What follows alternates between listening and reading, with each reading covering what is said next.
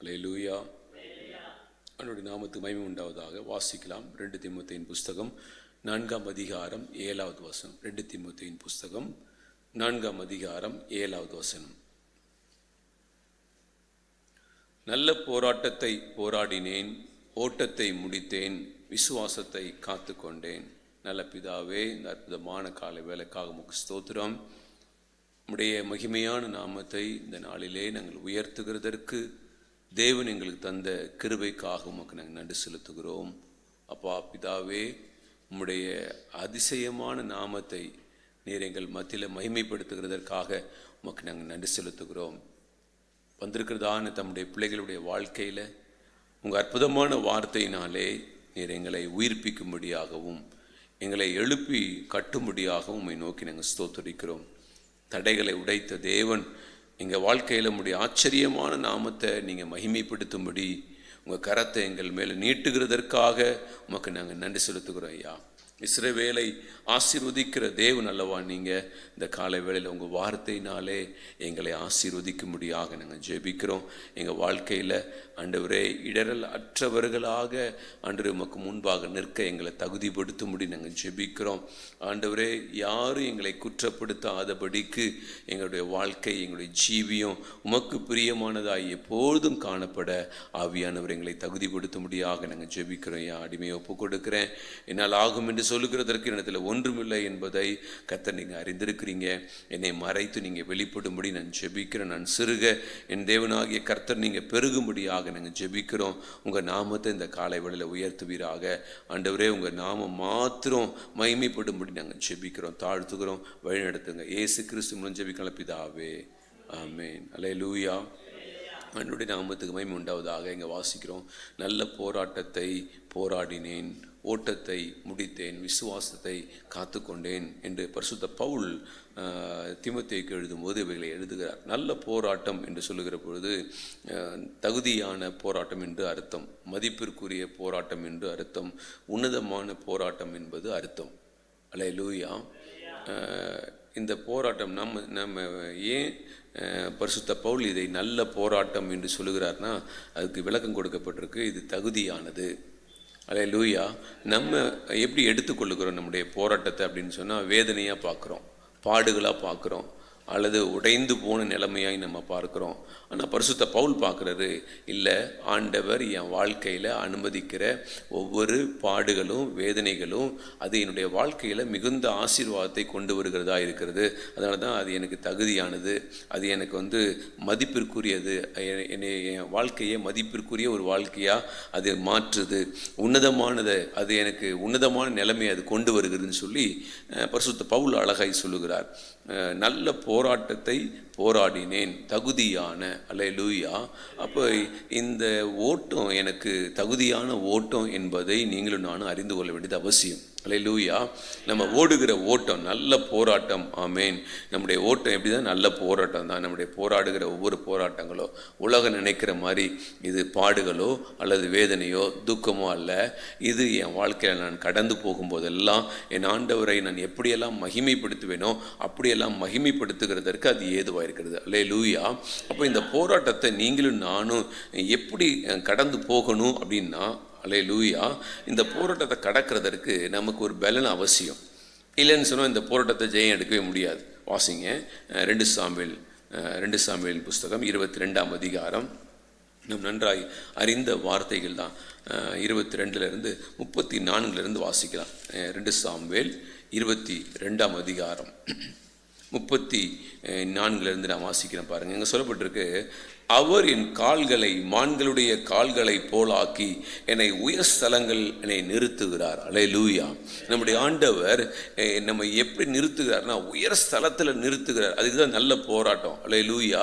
இங்கே சொல்றார், மான் கால்களை போல. மான்கள் தன்னை வேட்டையாடுகிற மிருகங்களுக்கு தன்னை காத்து கொள்கிறதற்கு எந்த அளவிற்கு அது பாய்ந்து ஓடக்கூடியது என்பதை நாம் அறிந்திருக்கிறோம். இங்கே சொல்லுகிறாரு, நம்முடைய தேவன் எப்படிப்பட்ட அவர் என் கால்களை மான்களுடைய கால்களை போலாக்கி என் உயர் ஸ்தலங்களில் என்ன பண்ணுவாராம்? என்னை நிறுத்துகிறார். வெண்கல வில்லும் என் புயங்களால் வளையும்படி என் கைகளை யுத்தத்திற்கு பழக்குவிக்கிறார். அல்லேலூயா. அதனால தான் இது நல்ல போராட்டம். என் வாழ்க்கையிலே இது நல்ல என்னை எப்படி பழக்குவிக்கிறாரா? யுத்தத்துக்கு என்னை அவர் பழக்குவிக்கிறார் என்று சொல்லப்பட்டிருக்கிறது. உம்முடைய இரட்சிப்பின் கேடகத்தை எனக்கு தந்தி, உம்முடைய காருண்யம் என்னை பெரியவனாக்கும். உம்முடைய காருண்யம் வந்து என்னை என்ன பண்ணுதான்? பெரியவனாக்கும். என் கால்கள் வலுவாத படிக்கு நான் நடக்கிற வழியை அகலமாக்கினீர். ஆண்டவர் என்ன பண்ணாரா? நம்முடைய வழிகளை அகலமாக்குகிறார். ஏன்னா அதில் பழகினவர்களுக்கு தான் அது நீதியாகிய சமாதான பலனை தரும், இல்லைன்னா கொடுக்காது. நீங்கள் நானும் அதில் பழகணும். எதில் பழகணும் அப்படின்னா, நான் ஜெயம் எடுக்கிறவன் எல்லா காரியத்திலையும் பிசாசு கொண்டு வந்து விரிக்கிற எல்லா வலையிலையும் நான் விழாமல் என்னை காத்து கொள்ளுகிறதுல நான் ஜெயம் எடுக்கிறவன் அப்படிங்கிறத ஒவ்வொரு நாளும் நீங்களும் நானும் பிரயாசப்படும் போது தான் இங்கே சொல்லப்பட்டிருக்கிற வார்த்தைகளின்படியெல்லாம் நம்ம செய்ய முடியும். அல்லேலூயா. என் சத்துருக்களை பின்தொடர்ந்து அவர்களை அழிப்பேன், திரும்பேன். அல்லேலூயா. என் சத்துருக்களை எந்த அளவுக்கு நான் நிர்மூலமாக்கணுமோ அந்த அளவுக்கு நிர்மூலமாக்குகிறதற்கு கர்த்தர் எனக்கு பலன் கொடுத்துருக்கார். இன்னைக்கு நீங்கள் நானும் சத்துருக்களை பார்த்து ஓடுகிறதற்கு அல்ல. அல்லேலூயா. மோசே தன்னுடைய கரத்தில் இருந்த கோலை கீழே போடுனார், பாம்பா மாறிச்சு. பாம்பா மாறினோடனே இவர் ஓட ஆரம்பிச்சிட்டார். அல்லேலூயா. ஆனால் ஆண்டு சொல்றார், இல்லைப்பா திரும்பி நின்று பிடி அப்படிங்கிறார். ஓடாமல் நின்று என்ன பண்ணு பிடின்னா அது மறுபடியும் கோலா மாறுது. நீங்களும் நானும் பிரச்சனையை பார்த்து ஓடுகிறதற்கு அல்ல, பிரச்சனையை பார்த்து பேசக்கூடியவர்களாய் கர்த்தர் வைத்திருக்கிறார். அதனால தான் மோசேவால் அடுத்தடுத்த ஸ்டெப்பில் ஜெயம் எடுக்க முடிஞ்சது, இல்லைன்னா ஜெயம் எடுத்திருக்க முடியாது. அல்லேலூயா. கர்த்தரோடு நடந்த மோசேக்கு கர்த்தருடைய சத்தம் கேட்கறதுனால தான், கர்த்தருடைய எண்ணங்கள் இருக்கிறனால தான் பவுல் சொல்வார், எங்களுக்கோ கிறிஸ்துவின் சிந்தை உண்டுன்னு சொல்வார். அல்லேலூயா. அப்போ கிறிஸ்துவின் சிந்தை தேவனோட நடக்கிற ஒரு அனுபவம் இருந்தால் மாத்திரம்தான் நீங்களும் நானும் ஜெயம் எடுத்து நல்ல போராட்டத்தை போராட முடியும். இல்லை அப்படின்னா இந்த போராட்டம் நமக்கு எப்படி இருக்குன்னா மிகுந்த வேதனை துக்கம் உள்ளதாய் மாறும். அல்லேலூயா. ஆனால் இங்கே அழகாக சொல்லப்பட்டிருக்கு, ஆங்கிலத்தை சொல்லப்பட்டிருக்கு, அது வர்த்தது, தகுதியானது. எனக்கு தகுதியானது எது? இந்த ஓட்டம் எனக்கு அற்புதமான ஓட்டம் அப்படிங்கிறத நீங்கள் நானும் எடுத்துக்கொண்டோம் அப்படின்னு சொன்னால் இந்த ஓட்டத்தில் மகிமையாக நீங்கள் நானும் ஓடுவோம். இல்லை அப்படின்னு சொன்னால் இந்த ஓட்டம் எப்படி இருக்கும் அப்படின்னு சொன்னால் நமக்கு வேதனையை கொண்டு வருகிற ஓட்டமாக இருக்கும். அல்லேலூயா. அப்போ ஒவ்வொரு காரியத்திலையும் காலையில் ஆண்டவர் என்னை எழுப்புகிறதுலேருந்து இரவு நான் தூங்குற வரையிலையும் ஒவ்வொரு காரியத்திலையும் கர்த்தர் என்னை ஜெயம் எடுக்க வைக்கிறவர் அப்படின்னு எனக்குள்ள சந்தோஷம் இருக்குமானா என் ஓட்டத்தை அற்புதமாக ஓடுவேன். இல்லைன்னா அடுத்த காரியம் என்ன நடக்குமோ, அடுத்தது என்ன நடக்குமோ, நம்ம எங்கே போய் நிற்போம், இப்படிப்பட்ட வேதனைக்குள்ளே தான் போகுமே ஒழிய இல்லை நான் நிற்பேன், கர்த்தர் எனக்காக யுத்தம் செய்வார், கர்த்தர் எனக்காக வழக்காடுவார், கர்த்தர் எனக்காக யாவையும் செய்து முடிப்பார் அப்படிங்கிற எண்ணமே என்ன பண்ணாது இருக்காது. அல்லேலூயா. ஆனால் கர்த்தர் வைத்திருக்கிற பாதையில் நீங்களும் நானும் ஓடணும்னா அப்படிப்பட்ட எண்ணம் இருந்தால் தான் நம்மளால் ஜெயம் எடுக்க முடியும். தைரியம் இல்லைன்னா நம்மளால் களத்தில் இறங்கி வேலை செய்ய முடியாது.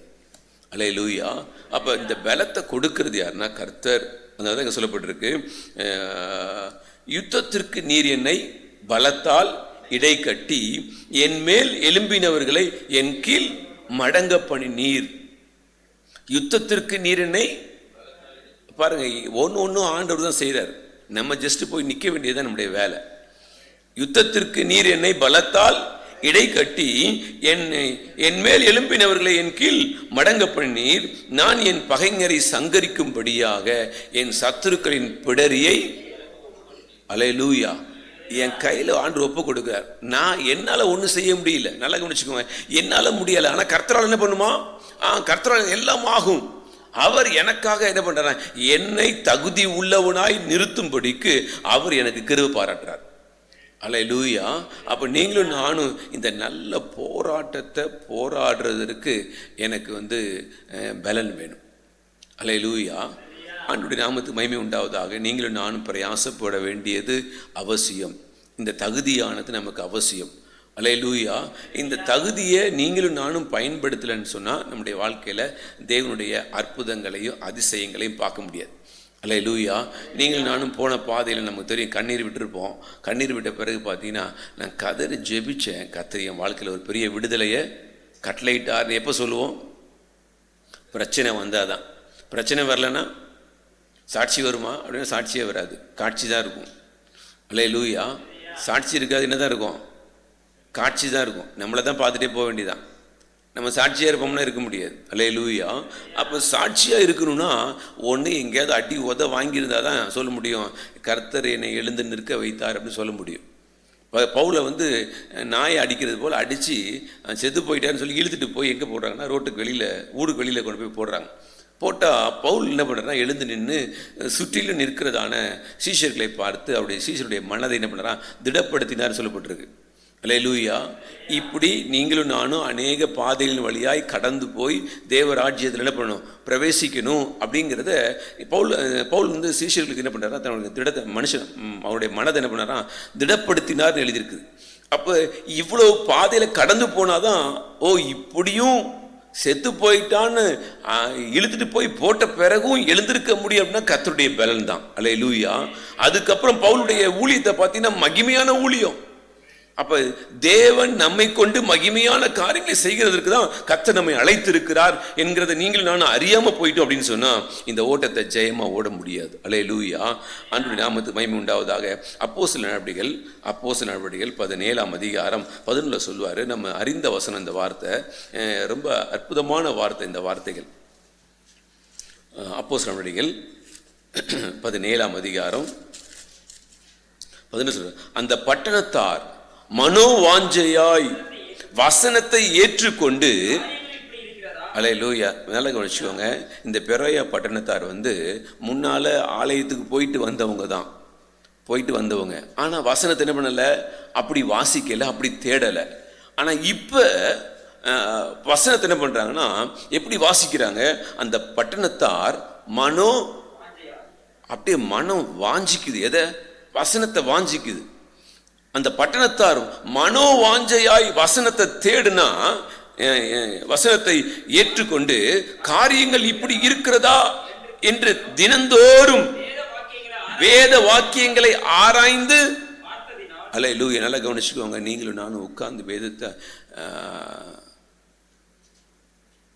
ஆராய்ந்து பார்க்க வேண்டியது என் வேலை, நம்முடைய வேலை. எங்கேயாவது போய் உட்கார்ந்துருக்குறோம் அப்படின்னு சொன்னால் உடனே என்ன பண்ணுறது, கண்ட கழுதைகளை குப்பைகளை கொண்டு போய் எங்கே வச்சுக்கிறது, மைண்டில் வச்சுருது, போட்டு அரைக்கிறது. அப்புறம் குப்பை என்ன அடிக்கும், குப்பை என்ன ஆகும், நாத்தம் தான் அடிக்கும். குப்பையை போட்டு அரைச்சா என்ன ஆகும், கிளறுனா என்ன, நாத்தம் தான் அடிக்கும். வசனத்தை கிளறுனாவது என்ன பண்ணும், அதுலேருந்து ஒரு வாசனை வரும். அல்லேலூயா. வாசனை வரும். அதே அது என்ன பண்ணலாம், ருசிக்கலாம். எதை போடுறது, தேவையில்லாததை. நல்லா கவனிச்சுக்கோங்க, இங்கே சொல்லப்பட்டிருக்கிறது, பெரோயா பட்டணத்தார் மனோவாஞ்சையாய் வசனத்தை என்ன பண்ணுறாங்க. நமக்கு ஆலயத்தில் வந்து உட்கார்ந்தாலும் யோசனைகள் எங்கே தான் இருக்குது, வெளியே தான் இருக்குது. இதுதான் கேடு. வசனத்தை அட்லீஸ்ட் இங்கேயாவது உட்கார்ந்து என்ன பண்ணிக்கணும், 1 மணி நேரத்தில் இந்த வசனத்தை தியானிக்கிறதுக்கு நான் எப்படி தயாராகணும்னு தயார்படுத்திட்டேன்னு சொன்னால், போய் எங்கெங்கெல்லாம் உட்கார்றோமோ அங்கெல்லாம் வேதத்தை தியானிக்க ஆரம்பிச்சிருவோம். அல்லேலூயா. இந்த வேதத்தை தியானிச்சதுனால தான் அவங்களுடைய வாழ்க்கை அப்படியே மாறுது. இதுதான் தகுதியானது. நல்லா கவனிச்சுக்கோங்க, இதுதான் ஒர்த்து, இதுதான் தகுதி. ஒரு தேவ பிள்ளைகளுக்கு எது தகுதி அப்படின்னு சொன்னா, ஆண்டவர் ஒரு மனுஷனை எந்த அளவுக்கு உருவாக்கணும்னு விரும்புகிறாரோ அந்த உருவாக்குதல் தேவ பிள்ளைகளுடைய வாழ்க்கையில காணப்படணும். நான் போய் உட்கார்ந்தேன் அப்படின்னு சொன்னா, உட்கார்ந்த உடனே நமக்கு ஒரு வசனம் வரணும், துன்மார்க்கனுடைய ஆலோசனையில நடக்காத, பாவினுடைய வழியில நிற்காத, பரிகாசக்காரர் உட்கார இடத்துல என்ன பண்ணாத, உட்காராத. அல்லேலூயா. இது என்ன பண்ணணும், அரைக்கணும். இதை போட்டு கொஞ்ச நேரம் அரைக்கணும். கர்த்தர் நல்லவர் என்கிறதை ருசித்து பாருங்கள், அவர் மேல் நம்பிக்கையா இருக்கிற மனுஷன் பாக்கியவான். அப்ப அதை கொஞ்சம் நினைச்சு பார்க்கணும். அல்லேலூயா. நான் எப்படி கர்த்தரை ருசிச்சு பார்க்கறது, நான் கொஞ்சம் ஆராய்ச்சி பார்க்கணும். எப்படிலாம் கர்த்தரை ருசிச்சு பார்க்கலாம், ஆண்டவரை நான் எப்படிலாம் ருசிச்சு பார்க்கலாம், இதை உட்கார்ந்து நான் பிரயாசப்பட்டாதான் இந்த பெரோயா பட்டணத்தாரை போல நீங்களும் நானும் நற்குணசாலிகளாய் மாற முடியும். சமாதானம் பண்ணுகிறவர்கள் என்ன நின்று போச்சு வண்டி, சொல்லுங்க. ஆமாம், இப்படியே உருட்டி விட்டுறணும்.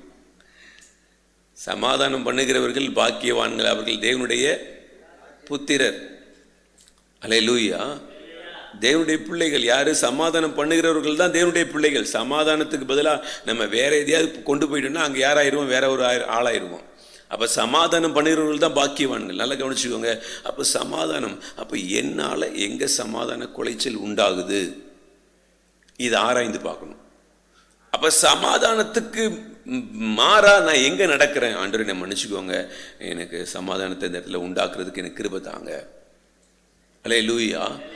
இப்படி ஒவ்வொன்றையும் நான் ஆராய்ந்து பார்த்தாதான் இந்த தெசலோனிக்கே பட்டணத்தாரை போல குணசாலிகளா மாற முடியாது.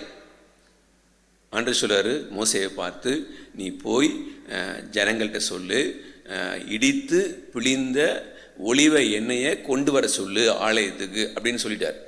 இப்போ மோசே என்ன பண்ணிட்டார், டிக்ளேர் பண்ணிட்டார், இடித்து பிழிந்த சுத்தமான ஒலிவ எண்ணெயை ஆலயத்துக்கு கொண்டு வாங்க. ஏன்னா அதுதான் என்ன பண்ணிட்டே இருக்கும், விளக்குல ஊற்றணும். அது 24 மணி நேரம் என்ன பண்ணிட்டே இருக்கும், எரிஞ்சிக்கிட்டே இருக்கும். இது கொண்டு வரலன்னா விளக்கு எரியாது, அவ்வளோதான். இப்போ யார் பிழியணும், ஆசாரியன் பிழிய வேண்டியிருக்கும், அவ்வளோதான் வித்தியாசம்.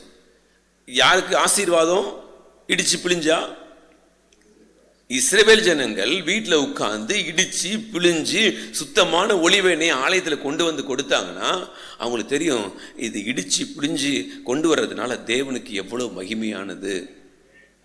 அல்லேலூயா. பலி செலுத்தணும். ஆசாரியர் ஆண்டவர் சொல்றாரு, எப்ப பலி மிருகம் பலி செலுத்தப்பட்டு கொண்டே இருக்கணும். எங்க பலிபீடத்துல அங்க எரிஞ்சுக்கிட்டே இருக்கணும், நெருப்பு எரிஞ்சுக்கிட்டே இருக்கணும் அப்படிங்கிறார். அப்போ காலையில மதியம் சாயங்காலம் பலி செலுத்திக்கிட்டே இருப்பாங்க. இது செலுத்தலைன்னா ஜனங்கள் பலி மிருகத்தை கொண்டு தங்களுடைய பாவங்களுக்காக பலி செலுத்துகிறது வேற, தேவனுக்கு என்று பலி செலுத்துகிறது வேற. அல்லேலூயா. இது நடந்துட்டே இருக்கணும். அப்போ பாருங்க, ஒவ்வொரு காரியங்களையும் ஒவ்வொன்றையும் நீங்க யோசிச்சு பாருங்க. நான் பரிசுத்தராய் இருக்கிறது போல நீங்களும் பரிசுத்தராய் இருங்கள். ஏன் பரிசுத்தம்னா என்ன, அது எப்படி பரிசுத்தத்தை நம்ம கொண்டு வர்றது, எப்படி காத்துக்கொள்ளுகிறது? உட்கார்ந்து அசை போட்டாதான் நற்குணசாலிகளாய் மாற முடியும், நற்குணசாலிகளாய் மாற முடியாது. என் வாழ்க்கையை நான் எப்படி ரிஃபைன் பண்றது, பரிசுத்தப்படுத்துறது, எப்படி சுத்திகரிப்பது அப்படிங்கிறத உட்கார்ந்து நான் வசனத்தை பைபிள் எடுத்து உட்கார்ந்து ஒரு நோட் எடுத்து பேன் எடுத்து உட்கார்ந்து என்னையே நான் எப்படி பரிசுத்தப்படுத்துறதுன்னு உட்கார்ந்து எழுதுனாதான் என் வாழ்க்கையை என்னால் மாற்ற முடியும். இல்லைன்னு சொன்னால் தேவனுக்கு விரோதமாக நம்ம எப்படிலாம் செயல்பட முடியுமோ அப்படிலாம் செயல்படுகிறதற்கு பிசாசு உதவி செய்வான். பிசாசு நிற்பான், தேவையில்லாத எண்ணங்களையும் தேவையில்லாத காரியங்களையும். அப்போ நம்ம வசனத்தை தியானிக்கிறதுக்கு பதிலாக பிசாசனுடைய கிரியைகளை தியானிக்கிறதுக்கு நம்ம மாறிடுவோம். இதுதான் பிசாசு நம்மை பயன்படுத்துகிற விதம். ஆனால் நீங்களும் நானும் இல்லை, யாரை குறித்தாவது எதை குறித்தாவது சிந்திக்கிறதுக்கோ எனக்கு நேரம் இல்லை. எனக்கு நான் தேவனை சிந்திக்கணும், நான் தேவனை ஆராதிக்கணும், நான் தேவனுக்குரியவைகளையே நான் தியானிக்கணும் அப்படிங்கிற ஒரு உணர்வு இருந்ததுன்னா என்ன ஆகும்னா அப்படி நம்முடைய வாழ்க்கை மாறும். அல்லேலூயா. அப்போதான் தைரியமாக இருப்போம். நம்ம பிரச்சனையாக பார்க்குறேன். ஏன் அப்படின்னா தியானத்தினுடைய பலன் தான் தைரியமாக நிற்கிறது. தியானிக்கல அப்படின்னு சொன்னால் தைரியம் வராது. நமக்கு சோறு வரும், கண்ணீர் வரும், துக்கம் வரும், வேதனைகள் வரும். நம்மளால் நிற்க முடியுமான்னு நிற்க முடியாது. ஆபத்து காலத்தில் சோர்ந்து போவாயானால் உன் பலன் குறுகினது. அப்ப எப்ப ஆபத்து வரும் தெரியாது, ஆபத்து எப்ப வரும் தெரியாது. அப்ப அந்த ஆபத்துக்கு நீங்கள் நானும் ரெடியா இருக்கணும்னா இந்த வசனத்தை எவ்வளவு தியானிக்கிறோமோ, அல்லேலூயா, அவங்களால மாத்திரம்தான் எழும்பி நிமிர்ந்து நிற்க முடியும், இல்லைன்னா நிற்க முடியாது. சங்கீதக்காரன் 119 சங்கீதம் 165 சொல்றாரு, உம்முடைய வேதத்தை நேசிக்கிறவர்களுக்கு மிகுந்த சமாதானம் உண்டு, அவர்களுக்கு இடரல் இல்லை. நல்லா கவனிச்சுக்கோங்க. அப்ப உம்முடைய வேதத்தை யார் நேசிக்கிறா அவங்களுக்கு சமாதானம் இருக்கு, இடரல் கிடையாது. இப்போ என் வாழ்க்கையில் சமாதானம் வேணும்னு சொன்னால் இந்த வேதத்தை நான் நேசிச்சாதான், இந்த வேதத்தை தேடினாதான் இந்த என் வாழ்க்கையில் சமாதானம். நமக்கு ஒன்று தெரியணும், ஐயோ சமாதான குலைச்சல், ஐயோ வசனத்தை தேடலை, அதனால தான் சமாதான குலைச்சல் வந்திருக்குதுங்கிற அறிவு எனக்கு வரணும். இல்லை காரணமே பக்கத்து வீட்டுக்காரங்க தான், காரணமே என் மனைவி தான், காரணமே என் புருஷன் தான், காரணமே என் பிள்ளைகள்னு சொன்னால் இங்கே தான் தப்பு. என் சமாதான குலைச்சலுக்கு காரணம் என்ன, நான் வேதத்தை என்ன பண்ணலை, தேடலை, வாசிக்கலை அப்படிங்கிற உணர்வு வந்ததுன்னு சொன்னா யாரையும் குற்றப்படுத்தவே மாட்டேன், நான் பொழைச்சேன். அல்லேலூயா. அப்போ வேதத்தை நான் நேசிக்க எங்க இடரல், நான் இடறி போயிருக்கிறேன். ஏன் இடறி போயிட்டேன், வேதத்தை நேசிக்கல, அதனால தான் இடரல். அல்லேலூயா. என் வாழ்க்கையில இடரல். இப்படி யாரு தங்களை தகுதிப்படுத்தி கொள்றாங்களோ, நல்ல போராட்டத்துக்குள்ள யார் போறாங்களோ போராடுறாங்களோ அவங்களால மாத்திரம்தான் தகுதியாய் மாற முடியும், இல்லை மாற முடியாது. அல்லேலூயா. கர்த்தர் உங்களுக்கு அந்த தகுதியை என்ன பண்றாராம்? உண்டாக்குகிறார், உங்களுக்கு கொடுக்கிறார், தகுதியை கொடுக்கிறார். உங்களால எழுந்து நிமிர்ந்து நிற்க முடியும். சத்துருக்களின் பிடரியை நான் என்ன பண்ணுவோம், கையில ஒப்பு கொடுக்கிறேன், நீ அதை என்ன பண்ணிக்கோ, பிடிச்சுக்கோ அப்படிங்கிறாரு. அப்ப நீங்களும் நானும் என்ன பண்ணணும், எழுந்து பிடிச்சாதான் நம்ம கையில சத்துருக்களுடைய பிடரி இருக்கும், இல்லைன்னா மாறி இருக்கும். அப்ப நீங்களும் நானும் பிரயாசப்பட்டதை, நல்ல போராட்டத்தை நீங்களும் நானும் போராடுறதுக்கு கர்த்தர் கொடுத்திருக்கிற கிருபை, இதை பயன்படுத்துவோன்னு சொன்னா அல்லேலூயா. இந்த பெரோயா பட்டணத்தார் நற்குணசாலியாய் மாறினதற்கு தினந்தோறும் ஆலயத்தில் வந்து உட்கார்ந்து தங்களை ப்ராக்டிஸ் பண்ணுறாங்க. 15 நிமிஷம் கொடுக்குறோம். இந்த 15 நிமிஷத்தை நீங்கள் டெய்லி 15 நிமிஷம் உட்காந்துட்டிங்கன்னா அடுத்தது இல்லை இன்னும் கொஞ்சம் நேரம் உட்காருவோன்னு தோணும். பைபிளை வாசிக்க ஆரம்பிச்சிட்டிங்கன்னு சொன்னால் அடுத்தது வாசிக்க தோணும். அல்லேலூயா. ஒவ்வொரு செய்கைகளையும் நீங்கள் நினச்சி பார்த்தீங்கன்னா உங்களுக்கு தெரியும். இன்னும் அதனால தான் ஆண்டவர் சொன்னார், பரிசுத்தம் உள்ளவன் இன்னும்.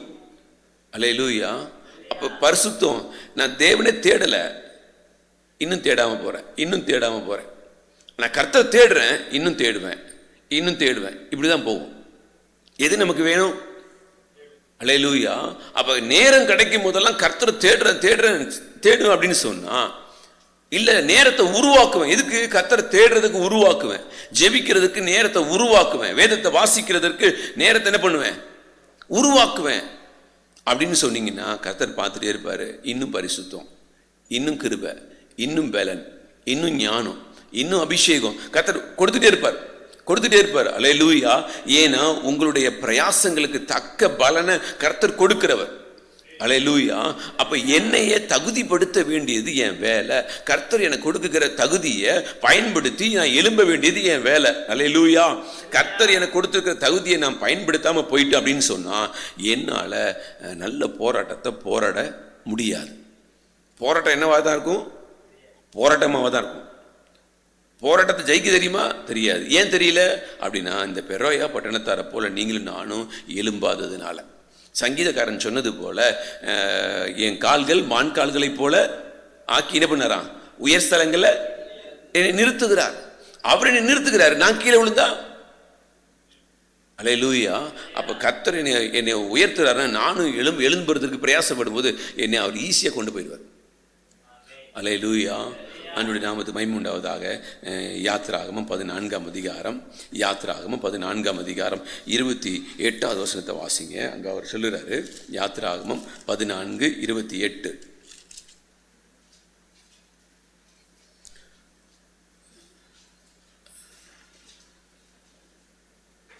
ஜலம் திரும்பி வந்து ரதங்களையும் குதிரை வீரரையும்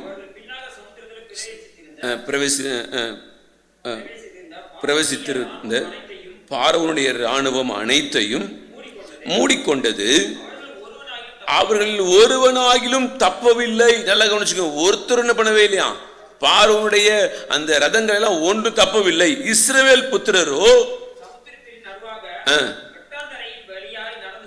பாருங்க, ஒரு கூட்டத்துக்கு வெட்டாந்தரையில் நடந்து போகிற கிருபை, இன்னொரு கூட்டத்துக்கு அதே இதுல மூழ்கி போகிற நிலைமை. அல்லேலூயா. அல்லேலூயா. பாருங்க, ஆண்டவர் சொல்றாரு, இந்த கல்லின் மேல் சபையை கட்டுவேன், பாதாளத்தின் வாசல்கள். அது ஒரு கிருபை. இந்த கல்லின் மேல் மோதுகிறவன் 2 பேர் இருக்குவாங்க. இந்த கல்லின் மேல் சபையை கட்டுவேன், ஆனா இந்த கல்ல மோதுறவன் நொறுங்கி போயிடுவான். அல்லேலூயா. 2 கூட்டம் இருக்குது. ஒரு கூட்டம் இஸ்ரவேல் ஜனங்களுக்கு பார்த்தீங்கன்னா, இஸ்ரவேல் ஜனங்கள் அந்த செங்கடலுக்கு முன்பாக நிற்கும் போது அவங்களுக்கு வெளிச்சமா இருக்கும். பின்னால வருகிற பார்வோன் கூட்டத்தாருக்கு எப்படி இருக்கும்னா இருளா இருக்கும். 2 பேரும் ஒன்னோட ஒன்று சேராதபடிக்கு தேவன் என்ன பண்றாருன்னா இரவையும் பகலையும் கட்டளை எடுக்கிறார். ஒரே கூட்டம் தான், ஒரே பக்கத்தில் தான் இருக்கிறாங்க. ஆனால் மாற்றத்தை இவ்வளோ அழகாக உண்டு பண்றாரு பாருங்களேன். தேவனை தேடுகிறவனுக்கும் தேடாதவர்களுக்கும் உள்ள வித்தியாசத்தை தேவன் காண்பிப்பார். அல்லேலூயா. அப்ப நீங்களும் நானும் எந்த அளவுக்கு பயன்படுத்த பாருங்க. இஸ்ரவேல் புத்திரரோ சமுத்திரத்தின் நடுவாக வெட்டாந்தரையின் வழியாய் நடந்து போனார்கள். வலதுபுறத்திலும் இடதுபுறத்திலும் நின்றது. இவ்விதமாய் தப்படிச்சிட்டார். அல்லேலூயா. அப்ப கவனிக்கணும், இஸ்ரவேலர் பார்க்கறாங்க, அந்த அளவுக்கு தேவனுடைய வல்லமை அங்க வெளிப்பட்டது. மோசே தேவ சத்தத்தை என்ன பண்ணிட்டு இருந்தாரு? கேட்டுட்டே இருக்கிறாரு. கேட்டுட்டே இருந்ததுனால தான் மோசேயை பார்த்து ஆண்டவர் சொல்றாரு, உன் கோலை நீட்டு, இதுக்கு நான் ட்ரெயின் ஆகணும், நான் தகுதி ஆகணும், ஆண்டுடைய சத்தத்தை கேட்கறதுக்கு நான் தகுதி ஆகணும். நான் தகுதி ஆகலாம், ஆண்டுடைய சத்தம் எனக்கு கேட்காது. இன்னைக்கு அநேக தேவ பிள்ளைகளுடைய வாழ்க்கையில தேவ சத்தம் கேட்கறது இல்லை. ஏன் அப்படின்னா அந்நிய சத்தத்தை கேட்டு கேட்டு கேட்டு கேட்டு பழகியாச்சு. அதனால தேவ சத்தம் கேட்கறது இல்லை. ஆனா தேவ சத்தம் கேட்டா என்ன ஆகும் அப்படின்னா நம்முடைய வாழ்க்கையை பயங்கரமா மாற்றம் உண்டாகும். கர்த்தர் நம்மளை வந்து யுத்தத்திலே கொண்டு போயிட்டு இருப்பார், நம்மளை யுத்தத்திலே கொண்டு போவார். அல்லேலூயா. கர்த்தருடைய பிள்ளைக்கும் வேசியின் பிள்ளைக்கும் வித்தியாசம் இருக்குது. கர்த்தருடைய பிள்ளைக்கு என்ன இருக்கு? என்ன இருக்கு?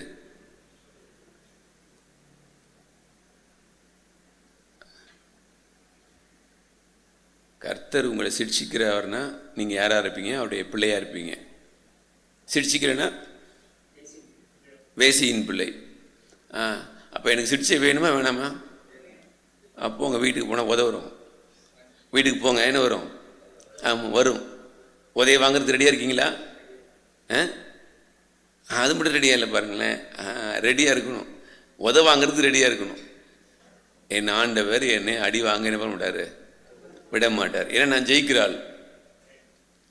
அந்த விசுவாசம் எனக்கு வேணும். நான் ஆமாம் வரும், பிரச்சனைகள் வரும், வீடு தேடி வராமையாக இருக்கும். நைட்டு 1 மணிக்கு திடீர்னு ஃபோன் அடிக்கும். நைட்டு 1 மணிக்கு என்னன்னு கேட்டால் பிரச்சனை, ஓடு எழுந்து திடீர்னு 3 மணிக்கு காலையில் 3 மணிக்கு ஃபோன் வருது, என்னடான்னு கேட்டால் அங்கேயும் பிரச்சனை, ஓடு. இப்படி நம்ம இதை பார்த்து ஓட முடியுமா? ஃபோன் நம்ம வேலையே என்ன வேலை தான், 24 மணி நேரம் இப்படி தான் ஆகணும். ஆமாம், என்ன பிரச்சனை, சாவு, உடல்நலம் சரியில்லை, ஓடு. இதுக்காக பயந்துக்கிட்டு ஐயோ என் தூக்கமே போகுதையா அப்படின்னு நினச்சோம்னா என்ன பண்ண முடியாது, அந்த வேலையை செய்ய முடியாது. அல்லேலூயா. அப்போ நல்லா கவனிச்சுக்கோங்க, கர்த்தர் நம்மளை யுத்தத்திற்கு பழக்குவிக்கிறவர். அப்போ யுத்தத்துக்கு பழக்குவிக்கிறதுக்கு நீங்களும் நானும் ஒப்பு கொடுத்தாதான் யுத்தத்தில் பழக முடியலன்னா பழக முடியாது. அல்லேலூயா. அப்போ நான் பழகுவேன்னு சொன்னால் என் வாழ்க்கையில் ஒவ்வொன்றும் ஜெயம். அப்போ மோசே ஆண்டுடைய சத்தத்தை வனாந்தரத்தில் 40 வருஷம் அந்த கேட்டதுனால தான் அங்கே கேட்க முடியுது. அண்ணன் சொல்றாரு, உன் கோலை நீட்டுன்னா 2 பிளக்குது. இஸ்ரேல் ஜனங்கள் வந்துட்டாங்க. வந்த பிறகு திருப்பி என்ன பண்ணு, கோலை எடுத்து நீட்டுப்பா அப்படின்னா நீட்டின மூடிடுச்சு. ஒருத்தனுக்கு ஜெயம், ஒருத்தனுக்கு மரணம். எவ்வளோ வேதனை பாருங்களேன். அப்போ கர்த்தர் என்னை யாராக மாற்றுறன்னா தகுதி உள்ளவனாய் மாற்றுகிறார். நல்ல போராட்டத்தை போராடுறதற்கு ஒரு நல்ல தகுதியான ஒரு மனுஷனை என்னை கர்த்தர் உருவாக்குகிறார். நீங்களும் நானும் உருவாகணும்னா அதில் தேவனுடைய நாமத்தை கண்டிப்பாக மகிமைப்படுத்துவோம். அல்லேலூயா, அல்லேலூயா. நல்ல போராட்டத்தை நீங்கள் போராடுவீங்கன்னா கண்டிப்பாக ஆண்டவருக்கு ஊழியம் செய்வீங்க. நல்ல போராட்டத்தை போராடலைன்னு சொன்னால் ஊழியம் செய்ய முடியாது. உபாகமம் 3ஆம் அதிகாரம், உபாகமம் 3ஆம் அதிகாரம் 18வது வசனத்திலிருந்து வாசிக்கலாம்.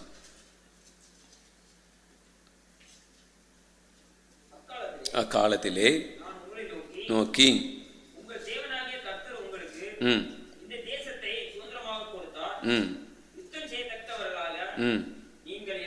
எல்லாரும்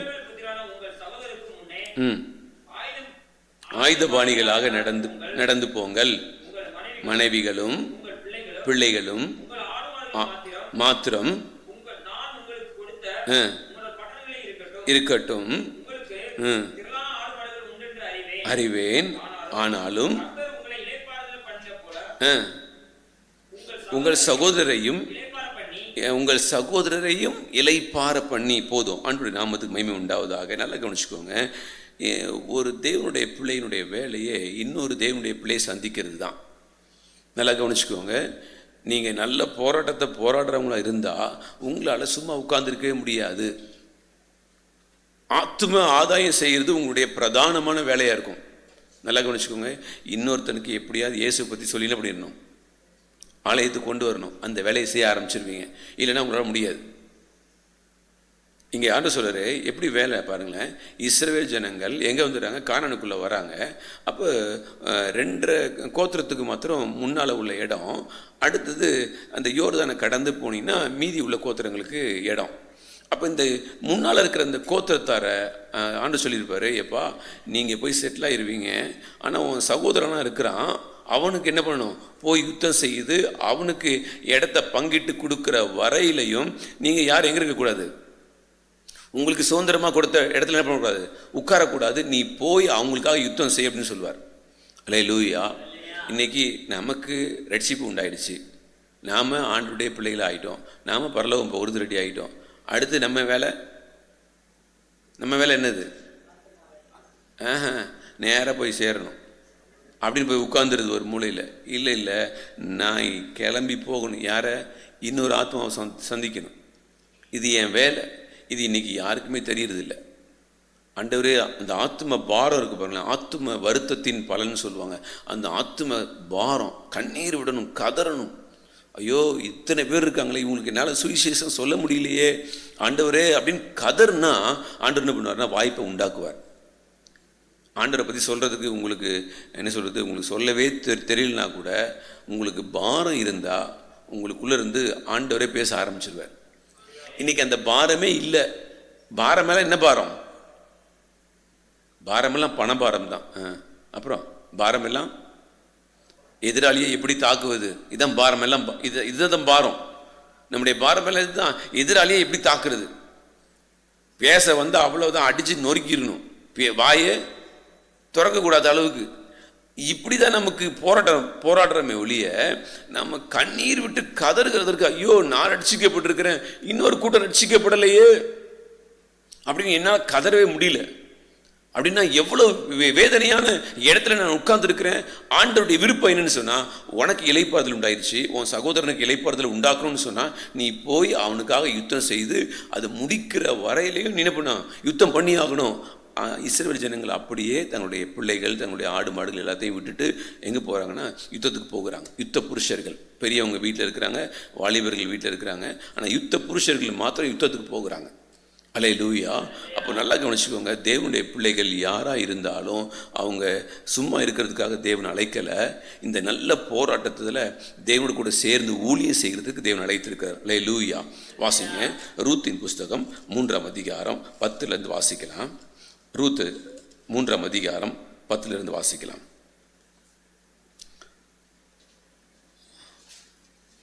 அதற்கு அவன், மகளே, நீ கர்த்தரால் ஆசீர்வதிக்கப்படுவாயாக, நீ தரித்திரரும் ஐஸ்வர்யவான்களுமான வாலிபர்களின் பிறகே போகாததினால் உன் முந்தின நற்குணத்தை பார்க்கிலும், அல்லேலூயா, நற்குணத்தை பார்க்கிலும் உன் பிந்தின நற்குணம் உத்தமமாய் இருக்கிறது. இப்போது மகளே, நீ பயப்படாதே, உனக்கு வேண்டியது எல்லாம் செய்வேன், நீ குணசாலி என்பதை என் ஜனமாகிய ஊரெல்லாரும் அறிவார்கள். அல்லேலூயா. இந்த வேதி என்கிற வார்த்தைக்கு இந்த குணசாலியையும் ஒப்பிடுறார் ஆண்டவர். அல்லேலூயா. ஏன்னா இவங்க யாரு? இந்த குணசாலி என்கிற இந்த மேன்மையான அனுபவத்தை இவங்க பெற்றுக்கொள்கிறதற்கு எவ்வளோ போராடி இருக்கணும். அல்லேலூயா. இந்த ரூத்து போவாஸ் சொல்றாரு, நீ வாலிபர்களின் பிறகே நீ போகாம, மறுபடியும் வாசிக்கலாமே 10. அதற்கு அவன், மகளே, படுவாயாக, ஐஸ்வர்யவான்களுமான வாலிபர்களின் பிறகே போகாததினால் உன் முந்தின நற்குணத்தை பார்க்கிலும், அல்லேலூயா. பாருங்க, உன் பிந்தின நற்குணம் ஏற்கனவே நற்குணம், ஆனா இப்ப இருக்கிற நற்குணம் எப்படி இருக்கு? உன் புருஷன் இல்ல, ஆனா நீ இப்ப உன் குணம் எப்படி இருக்குன்னா அதை விட பயங்கரம். அல்லேலூயா. அதனாலதான் அவன் சொல்றான், நீ குணசாலி என்பதை நான் அறிந்திருக்கிறேன். மகளே, பயப்படாதே, உனக்கு வேண்டியது எல்லாம் செய்வேன், நீ குணசாலி. அல்லேலூயா. நீ குணசாலி என்பதை என் ஜனமாகிய ஊர் எல்லாரும் அறிவார்கள்ங்கிறத தெளிவாக ஆவியானவர் எழுதி வைத்திருக்கார். அல்லேலூயா. நல்லா கவனிச்சுக்கோங்க. இங்கே நீங்கள் பாருங்களேன், 2:10 வாசிங்க. 2:10 வாசிங்க. அப்பொழுது அவள் தரையிலே முகம் குப்புற விழுந்து, ரூத் 2:10 வணங்கி, நான் அந்நிய தேசத்தாளாய் இருக்க நீர் என்னை விசாரிக்கும்படி எனக்கு எதினாலே உம்முடைய கண்களில் அல்லேலூயா. அவ கேட்கிறா, எதனால எனக்கு தயை கிடைத்ததுன்றா. அதற்கு போவாஸ் பிரதியுத்தரமாக, பின்பு நீ மாமியாருக்காக செய்ததும் உன் தகப்பனையும் உன் தாயையும் உன் ஜனன தேசத்தையும் விட்டு முன்னே நீ அறியாத ஜனங்களிடத்தில் வந்ததும் எல்லாம் எனக்கு விவரமாய் தெரிவிக்கப்பட்டது. அல்லேலூயா. அவன் அழகா சொல்றான். அவன் கேட்குறா, உனக்கு கண்ணில் எனக்கு எப்படி தாயை கிடச்சிச்சு? நான் கேள்விப்பட்டேன், நீ உன் ஊரை விட்டு, உன் தகப்பனை விட்டு, உன் தாயை விட்டு, எல்லாத்தையும் விட்டுட்டு யார் பின்னால் வந்திருக்கிற? ஒரு மாமியார், ஒரு விதவை அவள் பின்னால் வந்திருக்கிற. வந்தது மாத்திரம் இல்லாமல் அவளுக்காக நீ என்ன பண்ணுற? இறங்கி வேலை வேற செய்கிற, கதிர்களை பொறுக்கிற. அல்லேலூயா. அப்போ கதிர்களை பொறுக்கிற வேலை அப்படின்னு சொல்லும்போது எவ்வளவு மோசமான அவங்களுடைய வறுமையினுடைய நிலைமை. வறுமை அவ்வளோ மோசம், அவ்வளோ வறுமையை இவன் என்ன பண்ணுறான்னா இறங்கி தைரியமாக வந்து அது கதிர்களை பொறுக்கிறா. அதில் உன் செய்கைக்கு தக்க பலனை கர்த்தர் உனக்கு கட்டளையிடுவாராக. அல்லேலூயா, அல்லேலூயா. மனுஷனே நானே உன்னை கேள்விப்படும் போது, உன்னை பார்த்து நான் ஆச்சரியப்படும் போது, சர்வ வல்லமை உள்ளவரால் சும்மா இருக்க முடியாது. அல்லேலூயா. அவர் சொல்ல, உன் செய்கைக்கு தக்க பலனை கர்த்தர் என்ன பண்ணுவாரா? உனக்கு கட்டளையிடுவாராக. அல்லேலூயா. வாசிங்க. உனக்கு ஒரு சாதாரண மனுஷன் சொல்றான் பாருங்க, நீ வந்து இஸ்ரவேலின் செட்டைகளின் கீழ் நீ வந்துட்ட, உனக்கு அவரால் நிறைவான பலன் இருக்குப்பா. அல்லேலூயா. தேவனுடைய பிள்ளைகளை நல்லா அறிஞ்சுக்கோங்க. நீங்களும் நானும் எங்கே தான் இருக்கணும்னா அவருடைய செட்டைகளின் மறைவில் இருக்கணும். அதுதான் நமக்கு பலன். அல்லேலூயா. அதுதான் பலன், அதுதான் பலன். அதனால தான் அவர் சொல்றாரு, நீ குணசாலி அப்படின்னு. ஏன் அவர் சொல்றாருன்னா, நீ ஆண்டவருடைய செட்டைகளின் கீழே இருக்கிறல்ல, அதனால தான் உனக்கு பலன். அல்லேலூயா. எந்த வயல்ல கதிர் பொறுக்க வந்தாலோ அதே வயலுக்கு அவ யாரா மாறுறா? அல்லேலூயா. எப்படி மாற முடிஞ்சிச்சு அப்படின்னா, அவ உண்மையும் உத்தம் உள்ளவளா இருந்தா. அல்லேலூயா.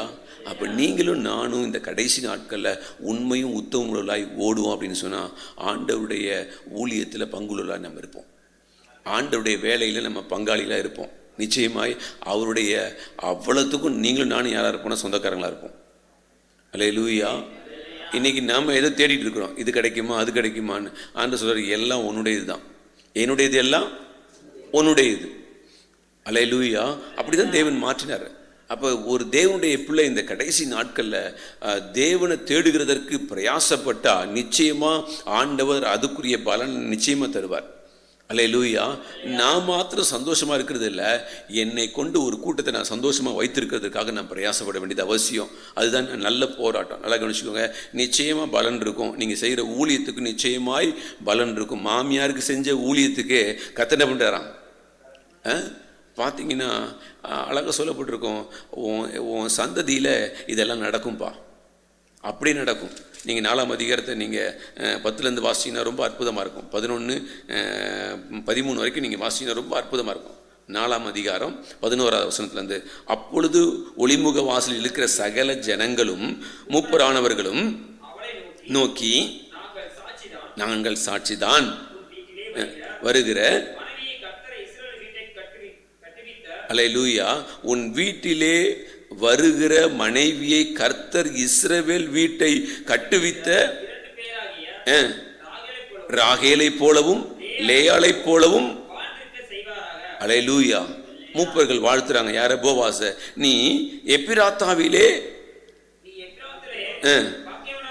பாக்கியவானாய் இருந்து பெத்லகேமிலே. அல்லேலூயா. எப்படி ஆசீர்வதிக்கிறாங்க பாருங்க. அடுத்து சொல்றாரு, இந்த பெண்ணிடத்திலே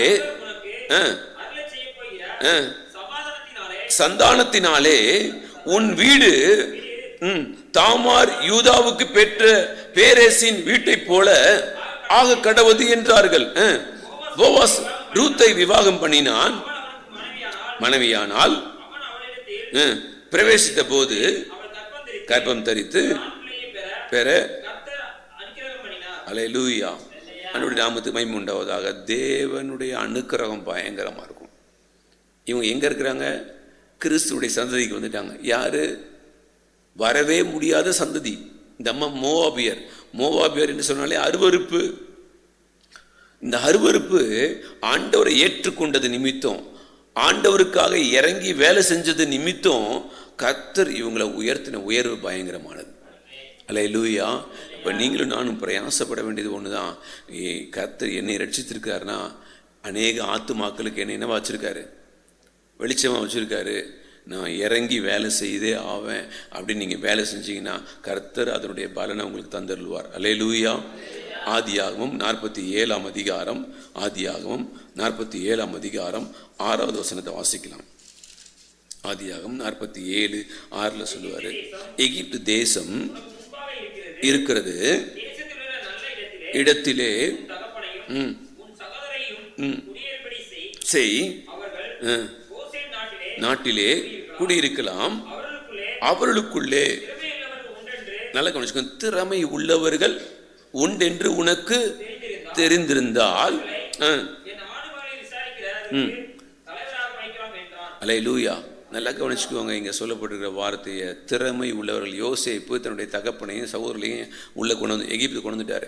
பார்வோன்னு சொல்கிறாரு, உனக்கு தெரியும் உங்கள் ஆட்கள் எல்லாம் ஆடு மாடு மேய்க்கிறவங்கன்னு நீ சொல்கிற அப்படின்னு சொன்னால், இதில் திறமை மிக்க உள்ளவர்கள் என்ன பண்ணு, எனக்குன்னு தெரிந்தெடுத்துக்கோ, அவங்கள கொண்டு என் ஆடு மாடுகள் என்ன பண்ணு, நீ மேய்க்கிறதுக்கு பிரயாசப்படு. நல்லா கவனிச்சுக்கோங்க. ஆண்டுடைய வேலையை செய்கிறதுக்கு திறமை உள்ள ஆட்கள் வேணும். அல்லேலூயா. அல்லேலூயா. என் திறமையெல்லாம் இந்த உலகத்தில் செலவழிச்சிட்டு, நல்லா கவனிச்சுக்கோங்க, என் திறமையெல்லாம் இந்த உலகத்தில் செலவழிச்சிட்டு கடைசி நேரத்தில் எப்போ மூக்கில் டியூப் விடுவாங்க பார்த்தீங்களா, வாயில் டியூப் விடுவாங்க பார்த்தீங்களா, அந்த நேரத்தில் ஆண்டவரே ஒரு விசை என்மேல் இறங்கினால் நான் என்ன பண்ணுவேன், உமக்கு ஊழியம் செய்வேன். ஆண்டவர் மூக்கிலே குத்திடுவார். எப்போ? சாக போகிற நேரத்தில் வாழ்க்கைக்காக, இன்னொரு வாழ்க்கை வேணுங்கிறதுக்காக என்ன பண்ணுறதுன்னா, ஆண்டவர் எனக்கு ஒரு தடவை பிச்சை போட்டிங்கன்னா நான் என்ன பண்ணுவேன், உனக்கு ஊழியம் செய்வேன். ஆண்டு சொல்லுவேன், நான் உனக்கு போடவே ஏன்னா உனக்கு கொடுத்த காலங்கள் அவ்வளோ ப்ரெஷியஸ். அல்லேலூயா. உனக்கு கொடுத்த காலங்கள் அவ்வளோ மேன்மையானது. அதெல்லாம் என்ன பண்ணிட்டேன், நீ நல்லா தூங்கி என்ன பண்ணிட்ட, காலத்தை கழிச்சிட்டு, சாப்பிட்டு என்ன பண்ணிட்ட, காலத்தை கழிச்சிட்ட. அப்புறம் நல்லா களியாட்டு, மொபைல் இருக்குல்ல, களியாட்டு, இதெல்லாம் பார்த்து என்ன பண்ணுறது, எல்லாத்தையும் காலத்தில் முடிச்சுட்டப்பா. இப்போ மூக்குலையும் வாயிலையும் டியூப் போடும்போது என்ன பண்ணுற, ஆண்டவரே ஒரு விசை, இந்த ஒரு விசை எனக்கு இறங்கும்னு சொல்கிறேன். நான் இறங்கலாம் மாட்டேன், நீ கிளம்பு அப்படின்றவர். அல்லேலூயா. ஞாபகம் வச்சுக்கோங்க, இது கர்த்தர் யாருக்கு சொல்கிறது? கர்த்தர் யாருக்கு சொல்கிறது? நமக்கு சொல்கிறது. அதனால் இப்போயோ ஒழுங்காக இறங்கி வேலை செய்ய பாருங்க, கடைசியிலலாம் சான்ஸே இல்லை. அல்லேலூயா. அப்போ பார்வோன் கேட்குறாரு, திறமை உள்ளவர்களை கொஞ்சம் என் ஆடு மாடுகளை மேய்க்கிறதுக்கு நீ கொண்டு வா. அல்லேலூயா. அப்போ தேவனுடைய விருப்பம் நீங்களும் நானும் திறமை உள்ளவர்கள். அதனால தான் தேவன் எப்படி இழிவானவைகளையும் அற்பமானவைகளையும் எடுத்து யார் வெட்கப்படுவா? பலவீனன் வெட்கப்படுவானா? பலவீனன் ஆகிய என்னை தெரிந்து கொண்டு பலவான் வெட்கப்படும்படி அவர் என்னை பயன்படுத்துகிறார். அல்லேலூயா. ஞானி வெட்கப்படும்படி பேதையாய் இருந்த என்னை தெரிந்து கொண்டு ஞானி என்ன பண்றான், வெட்கப்படுத்துறார். அப்படிப்பட்ட ஒரு தேவன் நம்முடைய தேவன். அப்ப நமக்குள்ள தேவன் வைத்திருக்கிற குவாலிட்டி அவ்வளோ உன்னதமானது, திறமை அவ்வளோ உன்னதமானது. நமக்குள்ள இருக்கிற திறமை, அந்த திறமையை பிசாசன் என்ன பண்றான்னா தூக்கி தூக்கத்திலையும் சாப்பாட்டிலையும் உலக மோகத்திலையும் அடிச்சு நாசமாக்கிறான். இதற்காக நம்ம அழைக்கப்படலை. நமக்குள்ள பயங்கரமான திறமையை கர்த்தர் வச்சிருக்காரு. அந்த திறமையை நீங்களும் நானும் பயன்படுத்துவோம் அப்படின்னு சொன்னா அநேக ஆத்துமாக்களை சம்பாதிக்க முடியும். அல்லேலூயா. எப்படி பார்வோனுடைய வீட்டில் ஆடு மாடுகள் பெருகுமோ, யாரால, திறமை உள்ள ஆட்களால் பெருகுமோ, அதுபோல நம்மை கொண்டு தேவனுடைய சமூகத்தில் தேவனுடைய ஊழியம் பெருக ஆரம்பிக்கும். அல்லேலூயா. இதற்காக தான் கர்த்தர் உங்களையும் என்னையும் எப்படி இருக்காரா இதில் சேர்த்து வச்சிருக்காரு. வாசிங்க, யாத்திராகமம் 18:21 வாசிங்க. யாத்திராகமம் 18:21. ஜனங்கள் எல்லாருக்குள்ளும் தேவனுக்கு பயந்தவர்களும் உண்மை உள்ளவர்களும் பொருளாசையை வெறுக்கிறவர்களும் திறமையுள்ள மனிதரை தெரிந்து கொண்டு. அல்லேலூயா. நல்லா கவனிச்சுக்கோங்க. ஜனங்கள் எல்லாருக்குள்ளும் தேவனுக்கு பயப்படுகிறவர்களும் உண்மை உள்ளவர்களும் பொருளாசையை வெறுக்கிறதுமான திறமையுள்ள மனிதரை தெரிந்து கொண்டு அவர்களை 1000 பேருக்கு அதிபதியாகவும் 100 பேருக்கு அதிபதிகளாகவும் 50 பேருக்கு அதிபதிகளாகவும் 10 பேருக்கு அதிபதிகளாகவும் ஏற்படுத்தும். அல்லேலூயா. அப்போ கவனிங்க, அங்க சொல்லப்பட்டிருக்கு எப்படிலாம் உள்ள உங்களால தான் திறமையா இருக்க முடியும். அல்லேலூயா. எப்படிப்பட்டவனால திறமையா இருக்க முடியும் அப்படின்னா இங்க அவர் சொல்றாரு, ஜனங்கள் எல்லாருக்குள்ளும் தேவனுக்கு பயந்தவன் திறமையா இருப்பான். நல்லா கவனிச்சுக்கோங்க, தேவனுக்கு பயந்தவன் திறமை உள்ளவனா இருப்பான். அடுத்து சொல்றாரு உண்மை உள்ளவன் அவன் திறமைசாலி.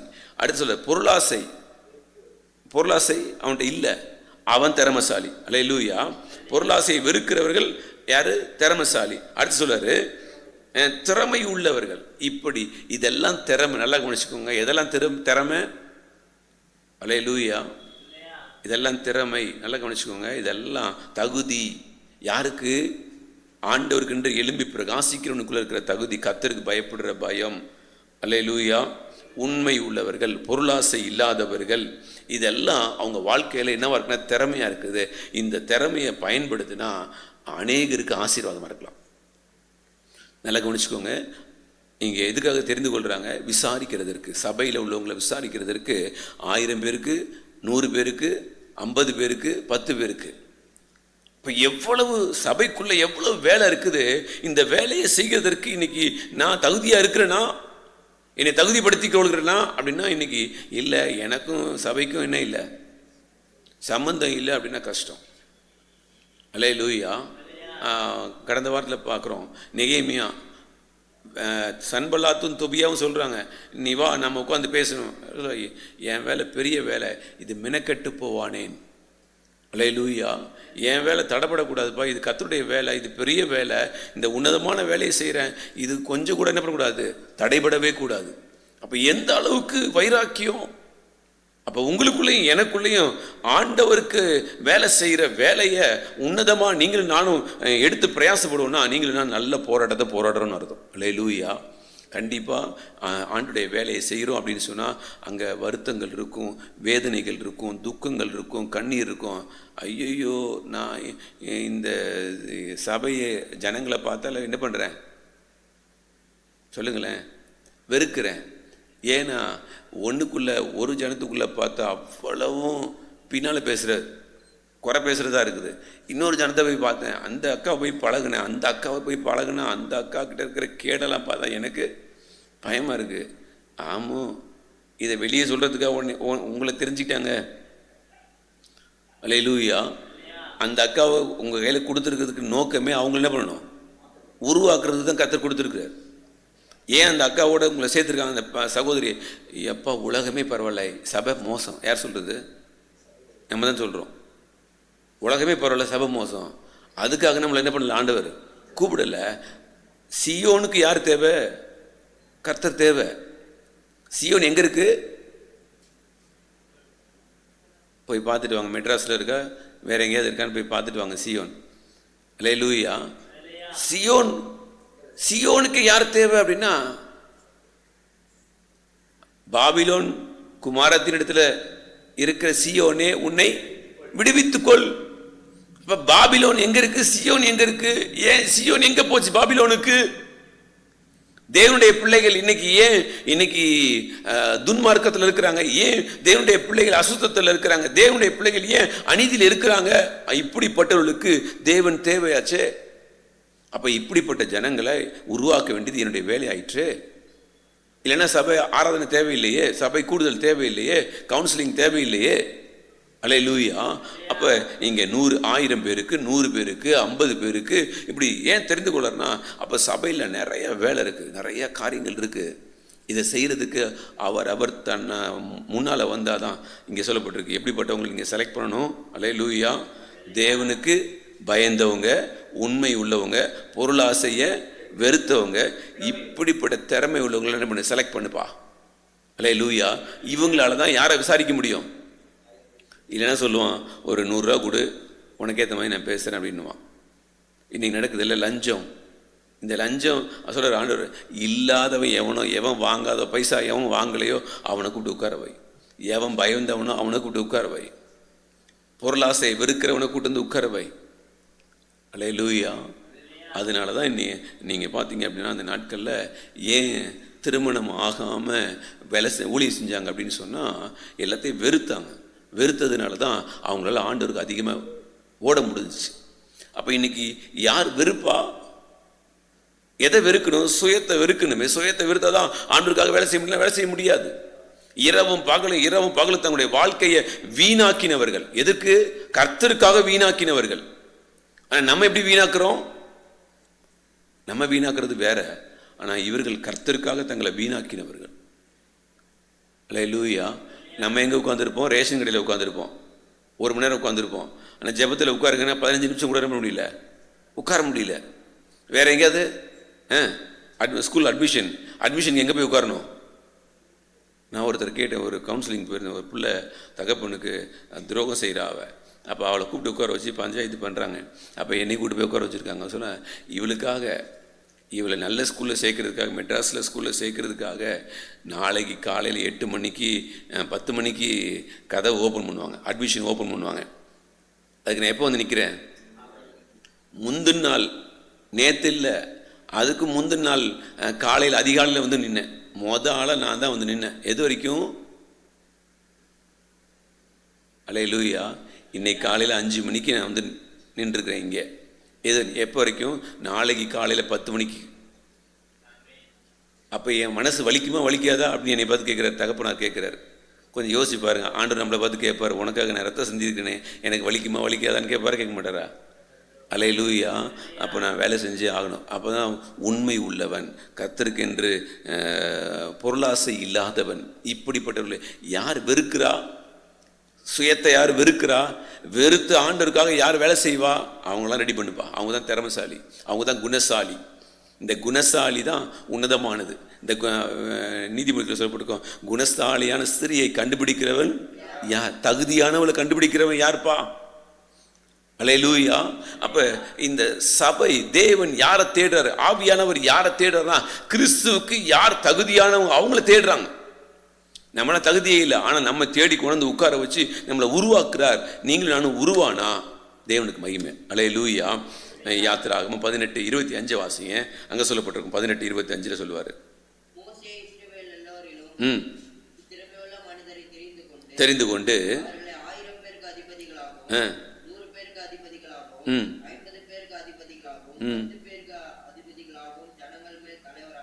அல்லேலூயா. பாருங்க, அப்போ தேவனுக்கு பயந்தவங்க, பொருளாசையை வெறுத்தவங்க, உண்மை உள்ளவங்க இருந்திருக்கிறாங்க. அல்லேலூயா. அப்போ நமக்குள்ளேயும் கர்த்தர் வைத்திருக்கார், கிருபை வைத்திருக்கார். நம்ம எடுத்தோம்னா அநேகருக்கு பயனுள்ளவர்களாய் மாறிடுவோம். அல்லேலூயா. நீதிமொழிகள் 31 வாசி. நீதிமொழிகள் 31. அங்கே ஒரு அற்புதமான ஒரு குணசாலி இருக்குது. இங்கே ஸ்திரீன்னு சொன்னால் ஸ்திரியை மாத்திரம் குறிக்கலை, அது சபையை குறிக்கிற வார்த்தை. அது நான் அப்படி தான் எடுத்துக்கொள்கிறேன். இங்கே சொல்லப்பட்டிருக்கு, ஸ்ரீ 31:10 சொல்ற, குணசாலியான ஸ்திரியை கண்டுபிடிப்பவன் யார்? அவளுடைய விலை முத்துக்களை பார்க்கிலும் உயர்ந்தது. அல்லேலூயா. அல்லேலூயா. அடுத்து சொல்றாரு, அவளை நம்பும் அவன் சம்பத்து குறையாது. அல்லேலூயா. அவள் புருஷனுடைய இருதயம் அவளை, ஆண்டவருடைய இருதயம் நம்மளை என்ன பண்ணுமா? நம்பும். அவருடைய சம்பத்து, ஆண்டவருடைய சம்பத்து என்ன பண்ணாதான்? குறையாது. ஏன்னா நம்முடைய பிரயாசங்கள் அவ்வளோ பிரயாசப்படுவோம். இன்னைக்கு ஆண்டு சொல்றாரு, எப்போ 1 நிமித்தம் எத்தனை பேர் இடறி என்னை விட்டு விலகி போயிருக்கிறாங்க. போன வாரம் தான் வாசித்தோம். என்ன வசனம் வாசித்தோம்? எரேமியா 12:10 வாசித்தோம். அநேக மேய்ப்பர்கள் என் திராட்சை தோட்டத்தை அழித்து என் பங்கை காலால் மிதித்து எனக்கு பிரியமான பங்கை பாழான வனாந்திரமாக்கினார்கள். அல்லேலூயா. அல்லேலூயா. யாரு? மேய்ப்பர்கள். இங்கே பார்க்குறோம், இங்கே என்ன வாசிக்கிறோம்? அவள் புருஷனுடைய இருதயம் அவளை நம்பும். பாருங்க, ஆண்டவர் இன்னைக்கு நம்மை நம்பி இருக்கிறார். நம்ம எந்த அளவுக்கு ஆண்டவருக்கு உண்மை உள்ளவங்களா இருக்கணும் பாருங்களேன். அடுத்து சொல்றாரு, அவன் சம்பத்து நல்லா கவனிச்சுக்கோங்க, நான் ஊழியம் செய்கிறதுக்கு தான் நம்ம அழைக்கப்பட்டிருக்கிறோம். நம்மால் இன்னைக்கு உங்கள் நிமித்தம் புறஜாதிகளுக்குள்ளே தேவனுடைய நாமத்தை நீங்கள் என்ன பண்ணுறீங்க? தூசிக்கிறீங்களே. புறஜாதிகள் மத்தியில் தேவனுடைய நாமம் யாரால் தூசிக்கப்படுது? யாரால் தூசிக்கப்படுது? நம்மளால் தூசிக்கப்படுதுன்னா எவ்வளோ பேர் இடர்கள் அடைவாங்க பாருங்கள். ஆனால் ஆண்டு சொல்றாரு, எப்பா அவருடைய சம்பத்து குறையாதான். யாரால? குணசாலியான ஸ்திரீயால அவருடைய சம்பத்து குறையாது. 11 சொல்றாரு, அவள் புருஷனுடைய இருதயம் அவளை நம்பும், அவன் சம்பத்து. அப்ப தேவனுடைய சம்பத் சொத்து யாரு? தேவனுடைய சொத்து யாரு? ஜனங்கள். அவருடைய ஜனங்கள், அவருடைய விலையேற பெற்ற ரத்தத்தினால சம்பாதிச்ச ஜனங்கள். அந்த ஜனங்கள் ஒருபோது என்ன பண்றதில்லை, குறையாது. ஆனா யாரால குறையுது? ஆனா அதே தேவ ஜனங்கள் ஆண்டு சொல்ற மெய்ப்பர்கள் என்னுடைய பங்கு என்ன பண்ணிட்டாங்க, அழிச்சிட்டாங்க அப்படின்றாரு. எவ்வளோ துக்கம் பாருங்க, எவ்வளோ வேதனை பாருங்களேன். இன்னைக்கு நான் என்னால் ஊழியம் பெருகணுமே ஊழியம் என்ன பண்ணக்கூடாது, குறைஞ்சு போயிடக்கூடாது. அப்போ எவ்வளோ ஜாக்கிரதையாக இந்த ஊழியத்திற்காக இரவும் பகலும் நீங்களும் நானும் பிரயாசப்படணும் பாருங்களேன். ஆத்துமாக்களை கொண்டு வந்து சபையில் சேர்க்கிற வேலை, ஆத்துமா அறுவடையை செய்கிற வேலை, இதெல்லாம் நம்ம எவ்வளவு பிரயாசப்படணும். ஆனால் நம்மளால் சகோதரிகள் கூட்டத்துக்கு வர முடியாது, நம்மளால் உபவாச கூட்டத்துக்கு வர முடியாது, சுத்திகரிப்பு கூட்டத்துக்கு வர முடியாது. அப்போ நம்ம எதில் பங்கு பெறுவோம்? இப்போ நமக்குள்ள எப்படிப்பட்ட வைராக்கியம் நமக்குள்ள காணப்படும்? ஆண்டவருக்காக என்ன பிரயாசப்படுவோம்? அடுத்து சொல்றாரு, அவள் உயிரோடு இருக்கிற நாளெல்லாம் அவனுக்கு தீமையை அல்ல நன்மையே செய்கிறாள். அடுத்து சொல்றாரு, தேடி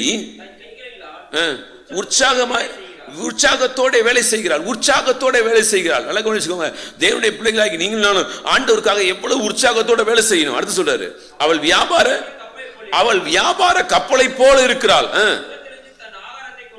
கொண்டு வருகிறாள். இருட்டோட எழுந்து தன் வீட்டாருக்கு ஆகாரம் கொடுத்து.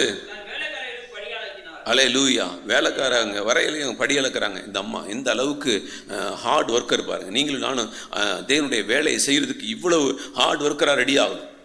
ஆண்டவருடைய ஆத்துமா அறுவடையை செய்கிறதற்கு, ஆத்துமாக்களை சம்பாதிச்சு தேவனுடைய ராஜ்யத்தில் கொண்டு போய் சேர்க்கிறதற்கு நீங்களும் நானும் இரவும் பகலும் பாடுபட வேண்டியது அவசியம். அதே 31 சொல்வாரு, 23 சொல்றாரு, அவள் புருஷன் தேசத்து மூப்பர்களோட நியாயஸ்தலங்களில் உட்கார்ந்து இருக்கையில் பேர் பெற்றவனாய் இருக்கிறான். அல்லேலூயா. யாரால? அல்லேலூயா. மனைவியால, மனைவியினுடைய பிரயாசங்களால. புருஷன் எங்க இருக்கானா, பெரியவங்க உட்கார இடத்துல உட்கார்ந்து அவன் பேர் பெற்றவனா இருக்கிறான். அதுக்கு காரணம் யாருன்னா மனைவி. அல்லேலூயா. தேவனுடைய நாமத்தை நீங்களும் நானும் மகிமைப்படுத்துறதுக்காக அழைக்கப்பட்டிருக்கிறோம். நீங்களும் நானும் மகிமைப்படுத்தணும்னு சொன்னா தேவனுடைய நாமம் உயர்த்தப்பட்டுட்டே இருக்கும். அல்லேலூயா. சொல்றாரு, மெல்லிய புடவைகளை உண்டு பண்ணி விற்கிறாள், கச்சைகளை ஒப்புவிக்கிறாள். அவளுடைய உடை பலமும், அவளுடைய உடை பாருங்களேன், பலமும். அல்லேலூயா. உங்களுடைய உடையும் என்னுடைய உடைய ரட்சிப்பின் வஸ்திரம், நீதியின் சால்வை, இப்படி எல்லாம் இருக்குது. இந்த உடையினால நம்ம என்ன பண்றோமா, அலங்காரம். அல்லேலூயா. அவள் உடை பலமும் அலங்காரமுமா இருக்கிறது, வருங்காலத்தை பற்றியும் மகிழ்கிறார். ஏன்னா அவளுக்குள்ள பயங்கர சந்தோஷம் இருக்குது. ஆண்டவர் வருவார், நான் என்ன பண்ணுவேன், அவளோட கூட போவேன். அல்லேலூயா. தன் வாயை ஞானம் விளங்க திறக்கிறாள் இருக்கிறது. அவள் சோம்பலின் அப்பத்தை புசியாமல் எப்படி இருக்கிறது என்று கண்ணோக்கமா இருக்கிறாள். ரொம்ப ஜாக்கிரதையா இருக்கிறாள். என் குடும்பம் எப்படி நடக்குது, என் பிள்ளைகள் எப்படி இருக்காங்க, கண்ணோக்கமா இருக்கிறாள். அடுத்தது, அவள் பிள்ளைகள் எழும்பி. அல்லேலூயா. நீங்க யாரெல்லாம் கிறிஸ்துவுக்குள்ள சம்பாதிச்சிங்களோ அவங்க எல்லாம் எந்திரிச்சு உங்களை வாழ்த்துவாங்க. நீங்க இல்லைன்னு சொன்னா நான் நீங்க ரட்சிக்கப்பட்டிருக்க முடியாது. அல்லேலூயா. உங்களை நான் சந்திக்கலைன்னு சொன்னா என் வாழ்க்கை வெளிச்சமா மாறி இருக்காது. அல்லேலூயா. இப்படி சொல்லாம யாரும் உங்களை வந்து பார்க்காம இருந்தா உங்க நிலைமை எப்படி இருக்கும் பாருங்க. அல்லேலூயா. கவனிச்சுக்கோங்க, உங்களை சந்திக்கிறவங்க ஒவ்வொருவரும் சொல்லணும், உங்களால் நான் வெளிச்சத்தில் நடக்கிறேன். அதுதாங்க அவள் பெற்ற பிள்ளைகள் என்ன பண்றாங்களாம், அவள் பிள்ளைகள் எழும்பி அவளை பாக்கியவதி என்கிறார்கள். அல்லேலூயா. அப்போ இன்னைக்கு நம்மளை பார்த்து நம்ம அநேக பிள்ளைகளை பெற்றெடுத்திருக்கோம். அநேக பிள்ளைகளை பெற்றெடுக்கணும். நல்லா கவனிச்சுக்கோங்க. அநேக பிள்ளைகளை கிறிஸ்துவுக்குள்ள அநேகரை பெற்றெடுக்கணும். வாங்க எங்கள் சபைக்கு வாங்க, ஆண்டவருடைய வார்த்தையை கேளுங்கன்னு எல்லாரையும் இழுத்துட்டு வரணும். புறஜாதி ஜனங்களை எல்லாரும் இழுத்துட்டு வரணும். வாங்க, தயவுசெய்து வாங்க, இயேசு அறிந்து கொள்ளுங்க அப்படின்னு அவங்கள எப்படியாகிலும் உலக பொருட்களினாலே நண்பர்கள் என்ன பண்ணு சம்பாதின்னு சொல்லியிருக்கு. எதையாவது கொடுத்து நீங்கள் வாங்க, இயேசு இடத்துல வாங்க, உங்களை பரலோகத்துக்கு நான் கூட்டு போகிறேன் வாங்கன்னு சொல்லி என்ன பண்ணணும், கூட்டிகிட்டு வரணும். அதுதான் அவங்க சொல்லுவாங்க. ஒரு நாள் கண்கள் திறக்கப்படும். அவங்க சொல்லுவாங்க, ஐயோ நீங்கள் என்னை அன்னைக்கு வலுக்கட்டாயப்படுத்தி அன்னைக்கு என்னை கொண்டு வரலன்னு சொன்னால் இன்னைக்கு இந்த ரட்சிப்பை என்ன பண்ணியிருக்க மாட்டேன், நான் பெற்றிருந்திருக்க மாட்டேன். அல்லேலூயா. அப்போ ஆண்டவருடைய ரட்சிப்பை பெற்றுக்கிறதுக்கு யார் பாடுபட்டது அப்படின்னா நம்ம தான். ஆண்டு சொல்கிறாரு, அவருடைய பிள்ளைகள், உங்களுடைய பிள்ளைகள், நீங்கள் யாரெல்லாம் சம்பாதிச்சிங்களோ அவங்களாம் ஆண்டவரே இவங்களை ஆசீர்வதிங்க, இவங்களை ஆசீர்வதிங்க, இவங்களை ஆசீர்வதிங்கன்னு சொல்லிட்டே இருப்பாங்க. அல்லேலூயா, அல்லேலூயா. எனக்கு தெரியும், கர்த்தர் என் கையில் கொடுத்துருக்குற ஒவ்வொரு பொருளையும் நான் சில சமயங்களில் யூஸ் பண்ணும்போது நினைப்பேன், இது கிடைக்கலன்னா இன்றைக்கி இந்த ஓட்டம் ஓட முடியுமா, இது இல்லைன்னா இந்த வேலை நடந்திருக்குமா, இந்த காரியங்களை ஆண்டவரே இந்த காரியங்களை செய்த முடிய பிள்ளைகளை ஆசீர்வதிங்கன்னு சொல்லுவேன். அல்லேலூயா. ஏன்னா அந்த காரியங்கள் இல்லைன்னா அந்த வேலையை செய்ய முடியாது. ஒவ்வொரு காரியங்களும் அவ்வளோ அற்புதமானது கர்த்தர் கொடுக்கறது ஒவ்வொன்றும். அப்போ அந்தந்த பிள்ளைங்க கொடுக்கலன்னு சொன்னால் அது வாய்ப்பே இல்லை, அந்த வேலையை செய்ய முடியாது. அப்போ கர்த்தர் பயன்படுத்தின ஒவ்வொரு பாத்திரத்துக்காக நன்றி சொல்லுவேன். அப்போ கொஞ்சம் யோசிச்சு பாருங்களேன், ஆண்டவரே நான் இன்னைக்கு ரட்சிக்கப்படாமல் இருந்திருந்தா என் நிலைமை எவ்வளோ பரிதாபமாக இருக்கும். என்னை ரட்சிப்புக்குள் நடத்தின அந்த சகோதரி, ரட்சிப்புக்குள் நடத்தின அந்த சகோதரனை நீங்கள் ஆசீர்வதிங்க ஆண்டவரே எப்படி ஜெபிப்பாங்க? ஜெபிக்காமல் இருக்க முடியும் பாருங்களேன். நன்றி கெட்டவர்கள் செய்ய மாட்டாங்க, நன்றி உள்ளவங்க கண்டிப்பாக ஜெபிப்பாங்க.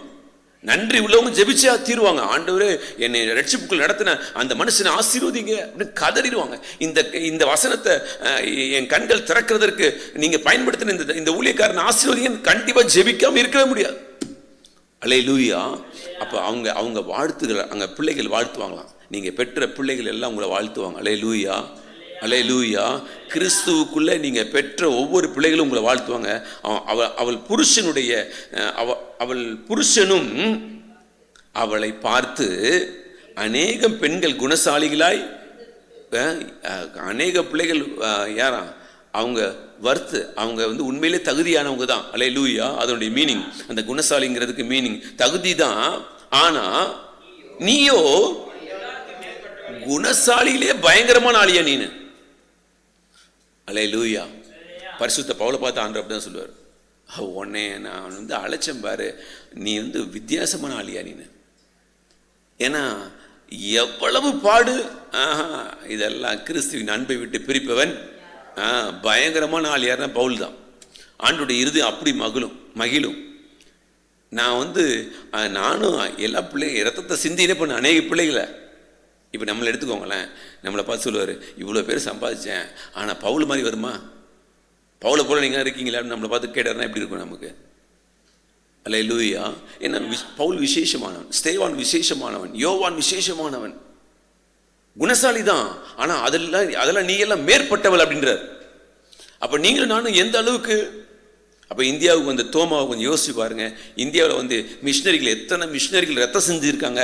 அவங்கள பார்த்து ஆண்டு சொல்வார், இவங்க எல்லாரையும் பார்க்கணும் நீ மேற்பட்டவள் அப்படின்வார். அப்போ நம்மை பார்த்து சொல்லணும், இவங்க எல்லாரையும் பார்க்கணும் நீ மேற்பட்டவள். நம்மை பார்த்து சொல்லணும்னா நம்ம அதுக்கு ஏற்ற கூட நடந்து கொண்டா மாத்திரம்தான் நம்முடைய வாழ்க்கையில் மேன்மை உண்டாகும். அல்லேலூயா, அல்லேலூயா. ஆண்டவருக்கு மகிமை உண்டாவதாக. இன்னொரு வார்த்தை வாசிக்கலாமே. யோவேல் தீர்க்கதரிசன புஸ்தகம் 2ஆம் அதிகாரம் 15ஆவது வசனத்தை வாசிக்கலாம். நல்ல போராட்டத்தை போராடுறவன் என்ன பண்ணிகிட்டே இருப்பான்னா, ஆயத்தப்படுத்திகிட்டே இருப்பான். தானும் ஆயத்தப்படுவான், ஒரு கூட்டத்தை ஆயத்தப்படுத்திகிட்டே இருப்பான். யோவேல் 2ஆம் அதிகாரம் 15ஆவது வசனம். சீயோனிலே எக்காலம் ஊதுங்கள், பரிசுத்த உபவாச நாளை நியமியுங்கள், விசேஷித்த ஆசரிப்பை கூறுங்கள், கூட்டுங்கள், சபையை பரிசுத்தப்படுத்துங்கள், சேருங்கள், குழந்தைகளையும் கூட்டுங்கள், அறையையும் புறப்பட்டு வருவார்களாக. காரரே ஆசாரியர்கள் மண்டபத்துக்கும் பலிபீடத்துக்கும் நடுவே அழுது, கர்த்தாவே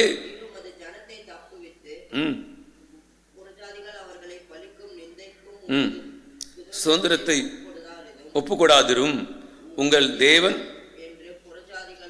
எங்கே என்று புறஜாதிகளுக்குள்ளே சொல்லப்படுவானேன் என்பார்களாக. அப்பொழுது கர்த்தர் தமது தேசத்துக்காக வைராக்கியம் கொண்டு ம், உமது ஜனங்களை கடாட்சிப்பார். அல்லேலூயா. ஆண்டவர் தம்முடைய ஜனத்துக்காக என்ன பண்ணுவாராம்? எழுந்து நிற்கிறதற்கு அவர் ரெடியாக இருக்கார். அல்லேலூயா. 23 வாசிங்களேன். அதில் 23 சொல்வார், சீயோன் குமாரரே மகிழ்ந்து களி கூறுங்கள்.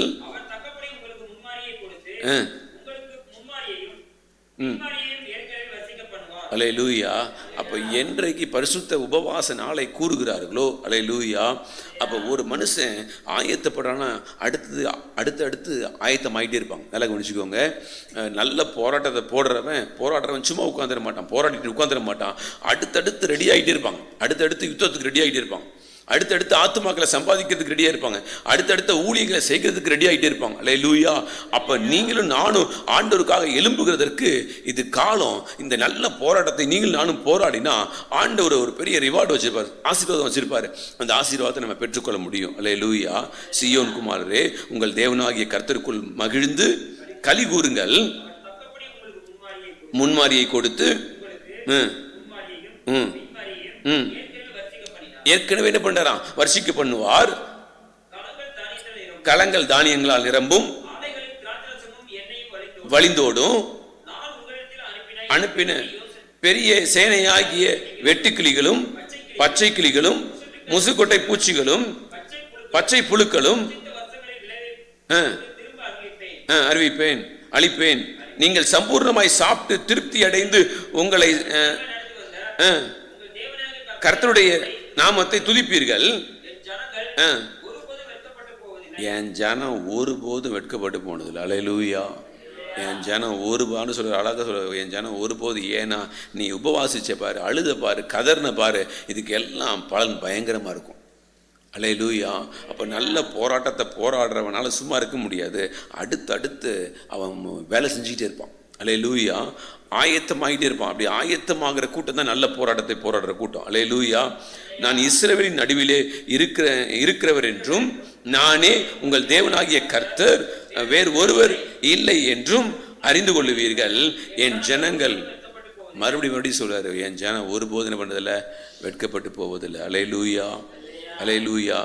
யார் ஆயத்தமாகிக் கொண்டே இருக்கிறாங்களோ அவங்க ஆயத்தப்படுத்தாமல் இருக்கவே மாட்டாங்க. அல்லேலூயா. அல்லேலூயா. அப்போ அவங்க வாழ்க்கையில் தேவன் வைத்திருக்கிற ஆசீர்வாதம் உன்னதமானது. வாசிங்க நீதிமொழிகள் 12ஆம் அதிகாரம் 4வது வசனம். அங்கே சொல்வார், நீதிமொழிகள் 12:4 சொல்வார், குணசாலியான ஸ்திரீ, அல்லேலூயா, குணசாலியான ஸ்திரீ தன் புருஷனுக்கு, அல்லேலூயா, என்னவா இருக்காங்களா? குணசாலியான ஸ்திரீ. அப்போ நீங்கள் நான் கொஞ்சம் யோசிச்சு பாருங்க. நான் சொன்ன ஏற்கனவே இந்த ஸ்திரீங்கிறது சபையை குறிக்கிறது. இந்த சபை யாருக்கு கிரீடமாக இருக்குது? ஆண்டவருக்கு கிரீடமாக இருக்குது. அப்போ ஆண்டவருக்கு கிரீடம்னு சொன்னால் அந்த பொண்ணை உருக்கி அந்த டைமண்டை கொண்டு வந்து அதில் பதிச்சு அதை செஞ்சு எவ்வளவு அழகாக கொண்டு போய் ஆண்டோடைய சிரசின் மேலே வச்சாங்கன்னு சொன்னால் அப்போ எந்த அளவுக்கு இந்த சபை உருவாக்கப்பட்டிருக்கும் பாருங்கள். ஏன்னா பொண்ணை எப்படி உருவாக்குறாங்க அப்படின்னா 7 தரம் புடமிட்டு என்ன பண்ணுறாங்களா? பொண்ணு என்ன பண்ணுறாங்க? பிரித்து எடுக்கிறாங்க. அந்த பொண்ணிலேருந்து எதை உருவாக்குறாங்க? ஆண்டவருக்கு கிரீடத்தை உருவாக்குறாங்க. கொஞ்சம் யோசிச்சு பாருங்கள். உங்களையும் என்னையும் நல்ல போராட்டத்தை போராட வைத்து உங்களையும் என்னையும் ஆண்டவருக்கு பிரியமான பாத்திரமாக உருவாக்கி அவருடைய சிரசில் கொண்டு போய் வைக்கிறதுக்கு தான் உங்களையும் என்னையும் ஆண்டவர் உருவாக்குறார். அல்லேலூயா. அதனால தான் இங்கே சொல்லப்பட்டு குணசாலியான ஸ்திரீ தன் புருஷனுக்கு கிரீடமாக இருக்கிறார். அல்லேலூயா. அல்லேலூயா. இல்லைன்னு சொன்னால் லச்சையை உண்டு பண்ணுகிறவளோ அவனுக்கு எலும்புருக்கியாக இருக்கிறாள். அல்லேலூயா. ஆண்டவருக்கு வேதனை யாரு? லச்சையை உண்டாக்குகிறவள். ஆனால் குணசாலியான ஸ்திரீ, இந்த அம்மா யாரு? இவங்க தான் வர்த்து. ஆண்டருடைய வேலையை செய்கிறதுக்கு தகுதியானவங்க யார் தான்? இவங்க தான். ஆண்டருடைய அற்புதங்களை நடப்பிக்கிறதுக்கு இவங்க தான் தகுதியானவங்க. அல்லேலூயா. ஆண்டருடைய ஊழியத்தை செய்கிறதுக்கு இவங்க தான் தகுதியானவங்க. குணசாலியான ஸ்திரீ தன் புருஷனுக்கு என்னவா இருக்கலாம்? கிரீடம். அல்லேலூயா. அப்போ நீங்களும் நானும் இந்த பாடுகளை பார்த்து பயப்படாமல் பெரோயா பட்டணத்தாரை போல் நம்மளை ரெடி பண்ணிக்க வேண்டியது அவசியம். அல்லேலூயா. நாம் ரெடி ஆகிட்டோம் அப்படின்னு சொன்னால் கண்டிப்பாக ஊழியம் செய்ய ஆரம்பிச்சிருவோம். ஊழியம் செஞ்சால் நம்மளை சும்மாவே இருக்க முடியாது. அடுத்து அடுத்து அடுத்து அடுத்து செஞ்சுட்டே இருப்போம். நம்மையும் சுத்திகரித்து கொள்வோம், அநேகரையும் சுத்திகரிக்கிறதுக்கு ஏற்ற பாத்திரமாய் மாறுவோம். நாம தான் ஆண்டவருடைய சிரசில் இருக்கிற, தலையின் மேல் இருக்கிற கிரீடத்திற்கு ஏற்றவர்கள். அல்லேலூயா. அப்படிப்பட்ட உன்னதமான ஆசீர்வாதத்தை தேவன் உங்களுக்கும் எனக்கும் வைத்திருக்கிறார். அதற்கு நீங்களும் நானும் பிரயாசப்பட வேண்டியது நல்ல போராட்டத்தை போராடணும். அப்படியே கண்களை மூடலாமே. அல்லேலூயா. தேவ சமூகத்தில் நம்மை தாழ்த்துவோம். ஆண்டவர் அழகாக எழுதி வைத்திருக்கார், குணசாலியான ஸ்திரீ. அவங்க தான் நல்ல போராட்டத்தை போராட முடியும். அந்த நல்ல போராட்டம் தான் வர்த் அப்படின்னு சொல்லப்பட்டிருக்கு. வேதி வர்த், அது நல்ல தகுதியானது. குணசாலினா தகுதியானவள்.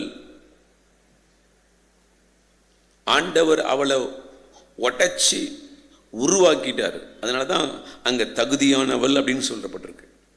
குணசாலி என்று சொல்லப்படுகிறதுக்கு காரணம், பொண்ணை 7 தரம் உருக்கி புடமிட்டு சுத்த பொண்ணாக விளங்க பண்ணினதற்கு காரணம். அதனால தான் அங்கே சொல்லப்பட்டிருக்கு அது சுத்த பொன். அதனால தான் அது தகுதியானவள், குணசாலியான ஸ்திரீ.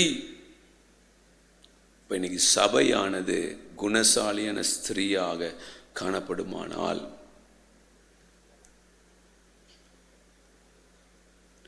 தேவன் நம்மை உருவாக்குகிற விதம் மகிமையா இருக்கும்.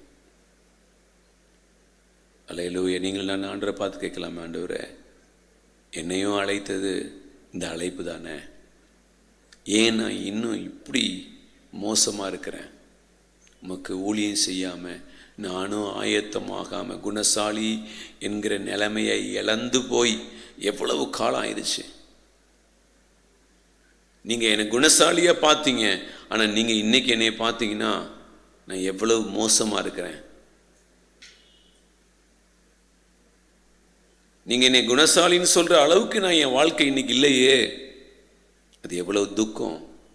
தேவனுடைய பிள்ளைகளை அவனுடைய சமூகத்தில் கதறலாம், ஆண்டவனுக்கு கிருபை தாங்கப்பா. நீங்கள் என்னை எப்படி குணசாலியா என்னை உருவாக்குனீங்களோ அதே குணசாலியா முந்தின நடக்கையை பார்க்கிறோம், இப்போ இருக்கிற நடக்க அதிகம். அதனால தான் போவா சொல்றார், நான் உன்னை திருமணம் செய்து கொள்கிறேன், ஊராருக்கு முன்பாக உன்னை நிறுத்தி நான் திருமணம் செய்து கொள்ளுவேன். அப்போ நீ குணசாலி என்பதை என் ஜனமாகிய ஊர் எல்லாரும் அறிவார்கள். அங்கே தான் கிறிஸ்து பிறக்கிறார். கிறிஸ்துவின் சந்ததி அங்கே உண்டாகுது. எத்தனை பாக்கியம், எத்தனை பாக்கியம். நீங்களும் நானும் அநேகருக்குள்ள கிறிஸ்துவை பிறப்பிக்கிறதற்கு ஏற்ற பாத்திரங்களாய் கர்த்தர் நம்மை தெரிந்து கொண்டிருக்கிறாரே. இந்த காலை வேளையில் ஆண்டவருடைய முகத்தை நோக்கி பார்க்கலாம். ஆண்டவரே, நீங்கள் என்னை குணசாலியாக நீங்கள் பார்த்தீங்களே அதே நிலைமை என் வாழ்க்கையில் உண்டாகட்டும், அதே அற்புதம் என் வாழ்க்கையில் உண்டாகட்டும். நீங்கள் எதிர்பார்க்கிற அந்த ஊழியம் எங்கள் வாழ்க்கையில் உண்டாகட்டும். நீங்கள் எதிர்பார்க்கிற அந்த குணசாலி எனக்குள்ளே காணப்படட்டும் ஆண்டவரேன்னு கேட்கலாமே. ஆண்டவரை பார்த்து கேட்கலாமே, ஆண்டவரே கிருபை தாங்கப்பா. அல்லேலூயா. ஆனால் குணசாலியாக இல்லாதவ அவனுக்கு எலும்புருக்கின்னு சொல்லப்பட்டிருக்கு. நான் ஆண்டவருக்கு வேதனையாக இருக்கிறேன்னா, என்னை ரட்சித்தது நிமித்தம் ஆண்டவர் என்னை பார்த்து துக்கப்படுறாரா, என்னை பார்த்து வேதனைப்படுறாரா, அல்லது நான் ஆண்டவருக்கு பிரியமானவனாக இருக்கிறேனா, நான் ஆண்டவருக்கு ஏற்றவளாய் நான் இருக்கிறேனா? ஆண்டவர் நம்மை பார்த்து சொல்லணும், என் பிரியமே, என் புறாவே, என் உத்தமையே அப்படின்னு ஆண்டவர் நம்மை பார்த்து கூப்பிடணுமே. ஹல்லேலூயா. ஆண்டவர் நோக்கி கூப்பிடலாம், ஆண்டவர் எனக்கு உதவி செய்யுங்கப்பா. இந்த உலகம் கொஞ்ச நாள் தான். நான் கடைசியில் வந்து நிற்கிறத காட்டிலும் எனக்கு கொடுக்கப்பட்டிருக்கிற இந்த நாட்களை பயன்படுத்தி உமக்காக ஓடணும், உமக்காக ஆத்துமா அறுவடை செய்யணும், சபையில் கொண்டு வந்து ஆத்துமாக்களை சேர்க்கணும், கொள்ளை பொருளாக சேர்க்கணும். ஒரு முடிவோடு இங்கிருந்து கடந்து போவோம், ஒரு முடிவோடு கடந்து போவோம். இல்லை, நான் குணசாலி தான், என்னை அழைத்த ஆண்டவர் உண்மை உள்ளவர், என்னை ஒரு நாள் விட மாட்டார். பெரிய பட்டணத்தாரை போல என் சுபாவங்களை, என்னுடைய குணாதிசயத்துங்களை கர்த்தருக்கு மகிமையாக மாற்றுவேன். தெசலோனிக்கே பட்டணத்தாரை பார்க்கிலும் நற்குணசாலிகள். குணசாலி அதுவே வர்த்து, அதுவே தகுதி. இன்னும் நற்குணசாலிகள் எவ்வளவு மேன்மை. சபையை ஆண்டவர் எவ்வளவு தகுதியாக வச்சிருக்கிறார். சபையை எந்த அளவுக்கு தகுதியாக மாற்றுகிறார். சபை அந்த தகுதியை எடுத்துச்சுன்னு சொன்னா எத்தனை ஆசீர்வாதம். நல்ல பிதாவே, இந்த அற்புதமான இந்த காலை வேளைக்காய் ஸ்தோத்திரிக்கிறோம். நாங்கள் நல்ல போராட்டத்தை போராடுகிறவர்களாக இந்த ஓட்டத்தில் ஓட எங்களுக்கு கிருபை தாங்க.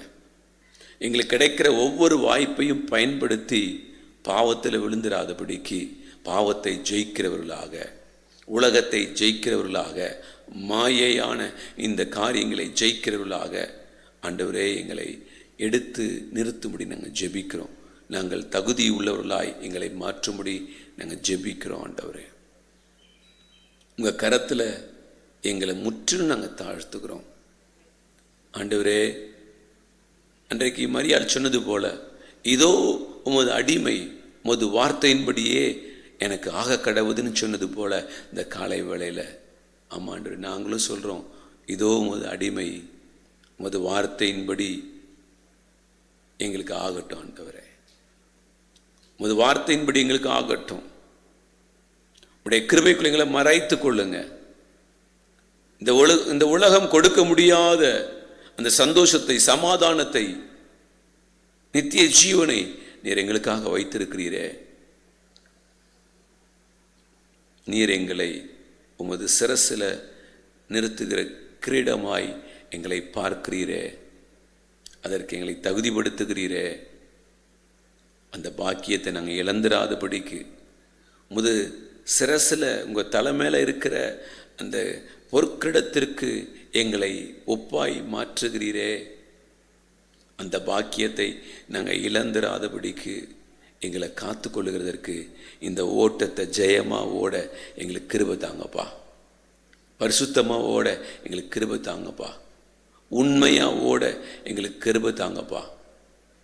பொருளாசை இல்லாமல் ஓட எங்களுக்கு கிருபை தாங்கப்பா. எங்களை தாழ்த்துக்கிறோம். நீங்கள் மகிமை எடுத்துக்கொள்ளுங்க. எல்லா கனமும் மகிமையும் துதியும் உமக்கு ஒருவருக்கே நாங்கள் செலுத்துகிறோம். இயேசு கிறிஸ்து மூலம் ஜெபிக்கிற பிதாவே, ஆமென். என் ஆத்துமாவே கர்த்தரை ஸ்தோத்திரி, என் முழு உள்ளமே நாமத்தை ஸ்தோத்திரி. என் ஆத்துமாவே கர்த்தரை ஸ்தோத்திரி, கர்த்தர் செய்த சகல உபகாரங்களை மறவாதே.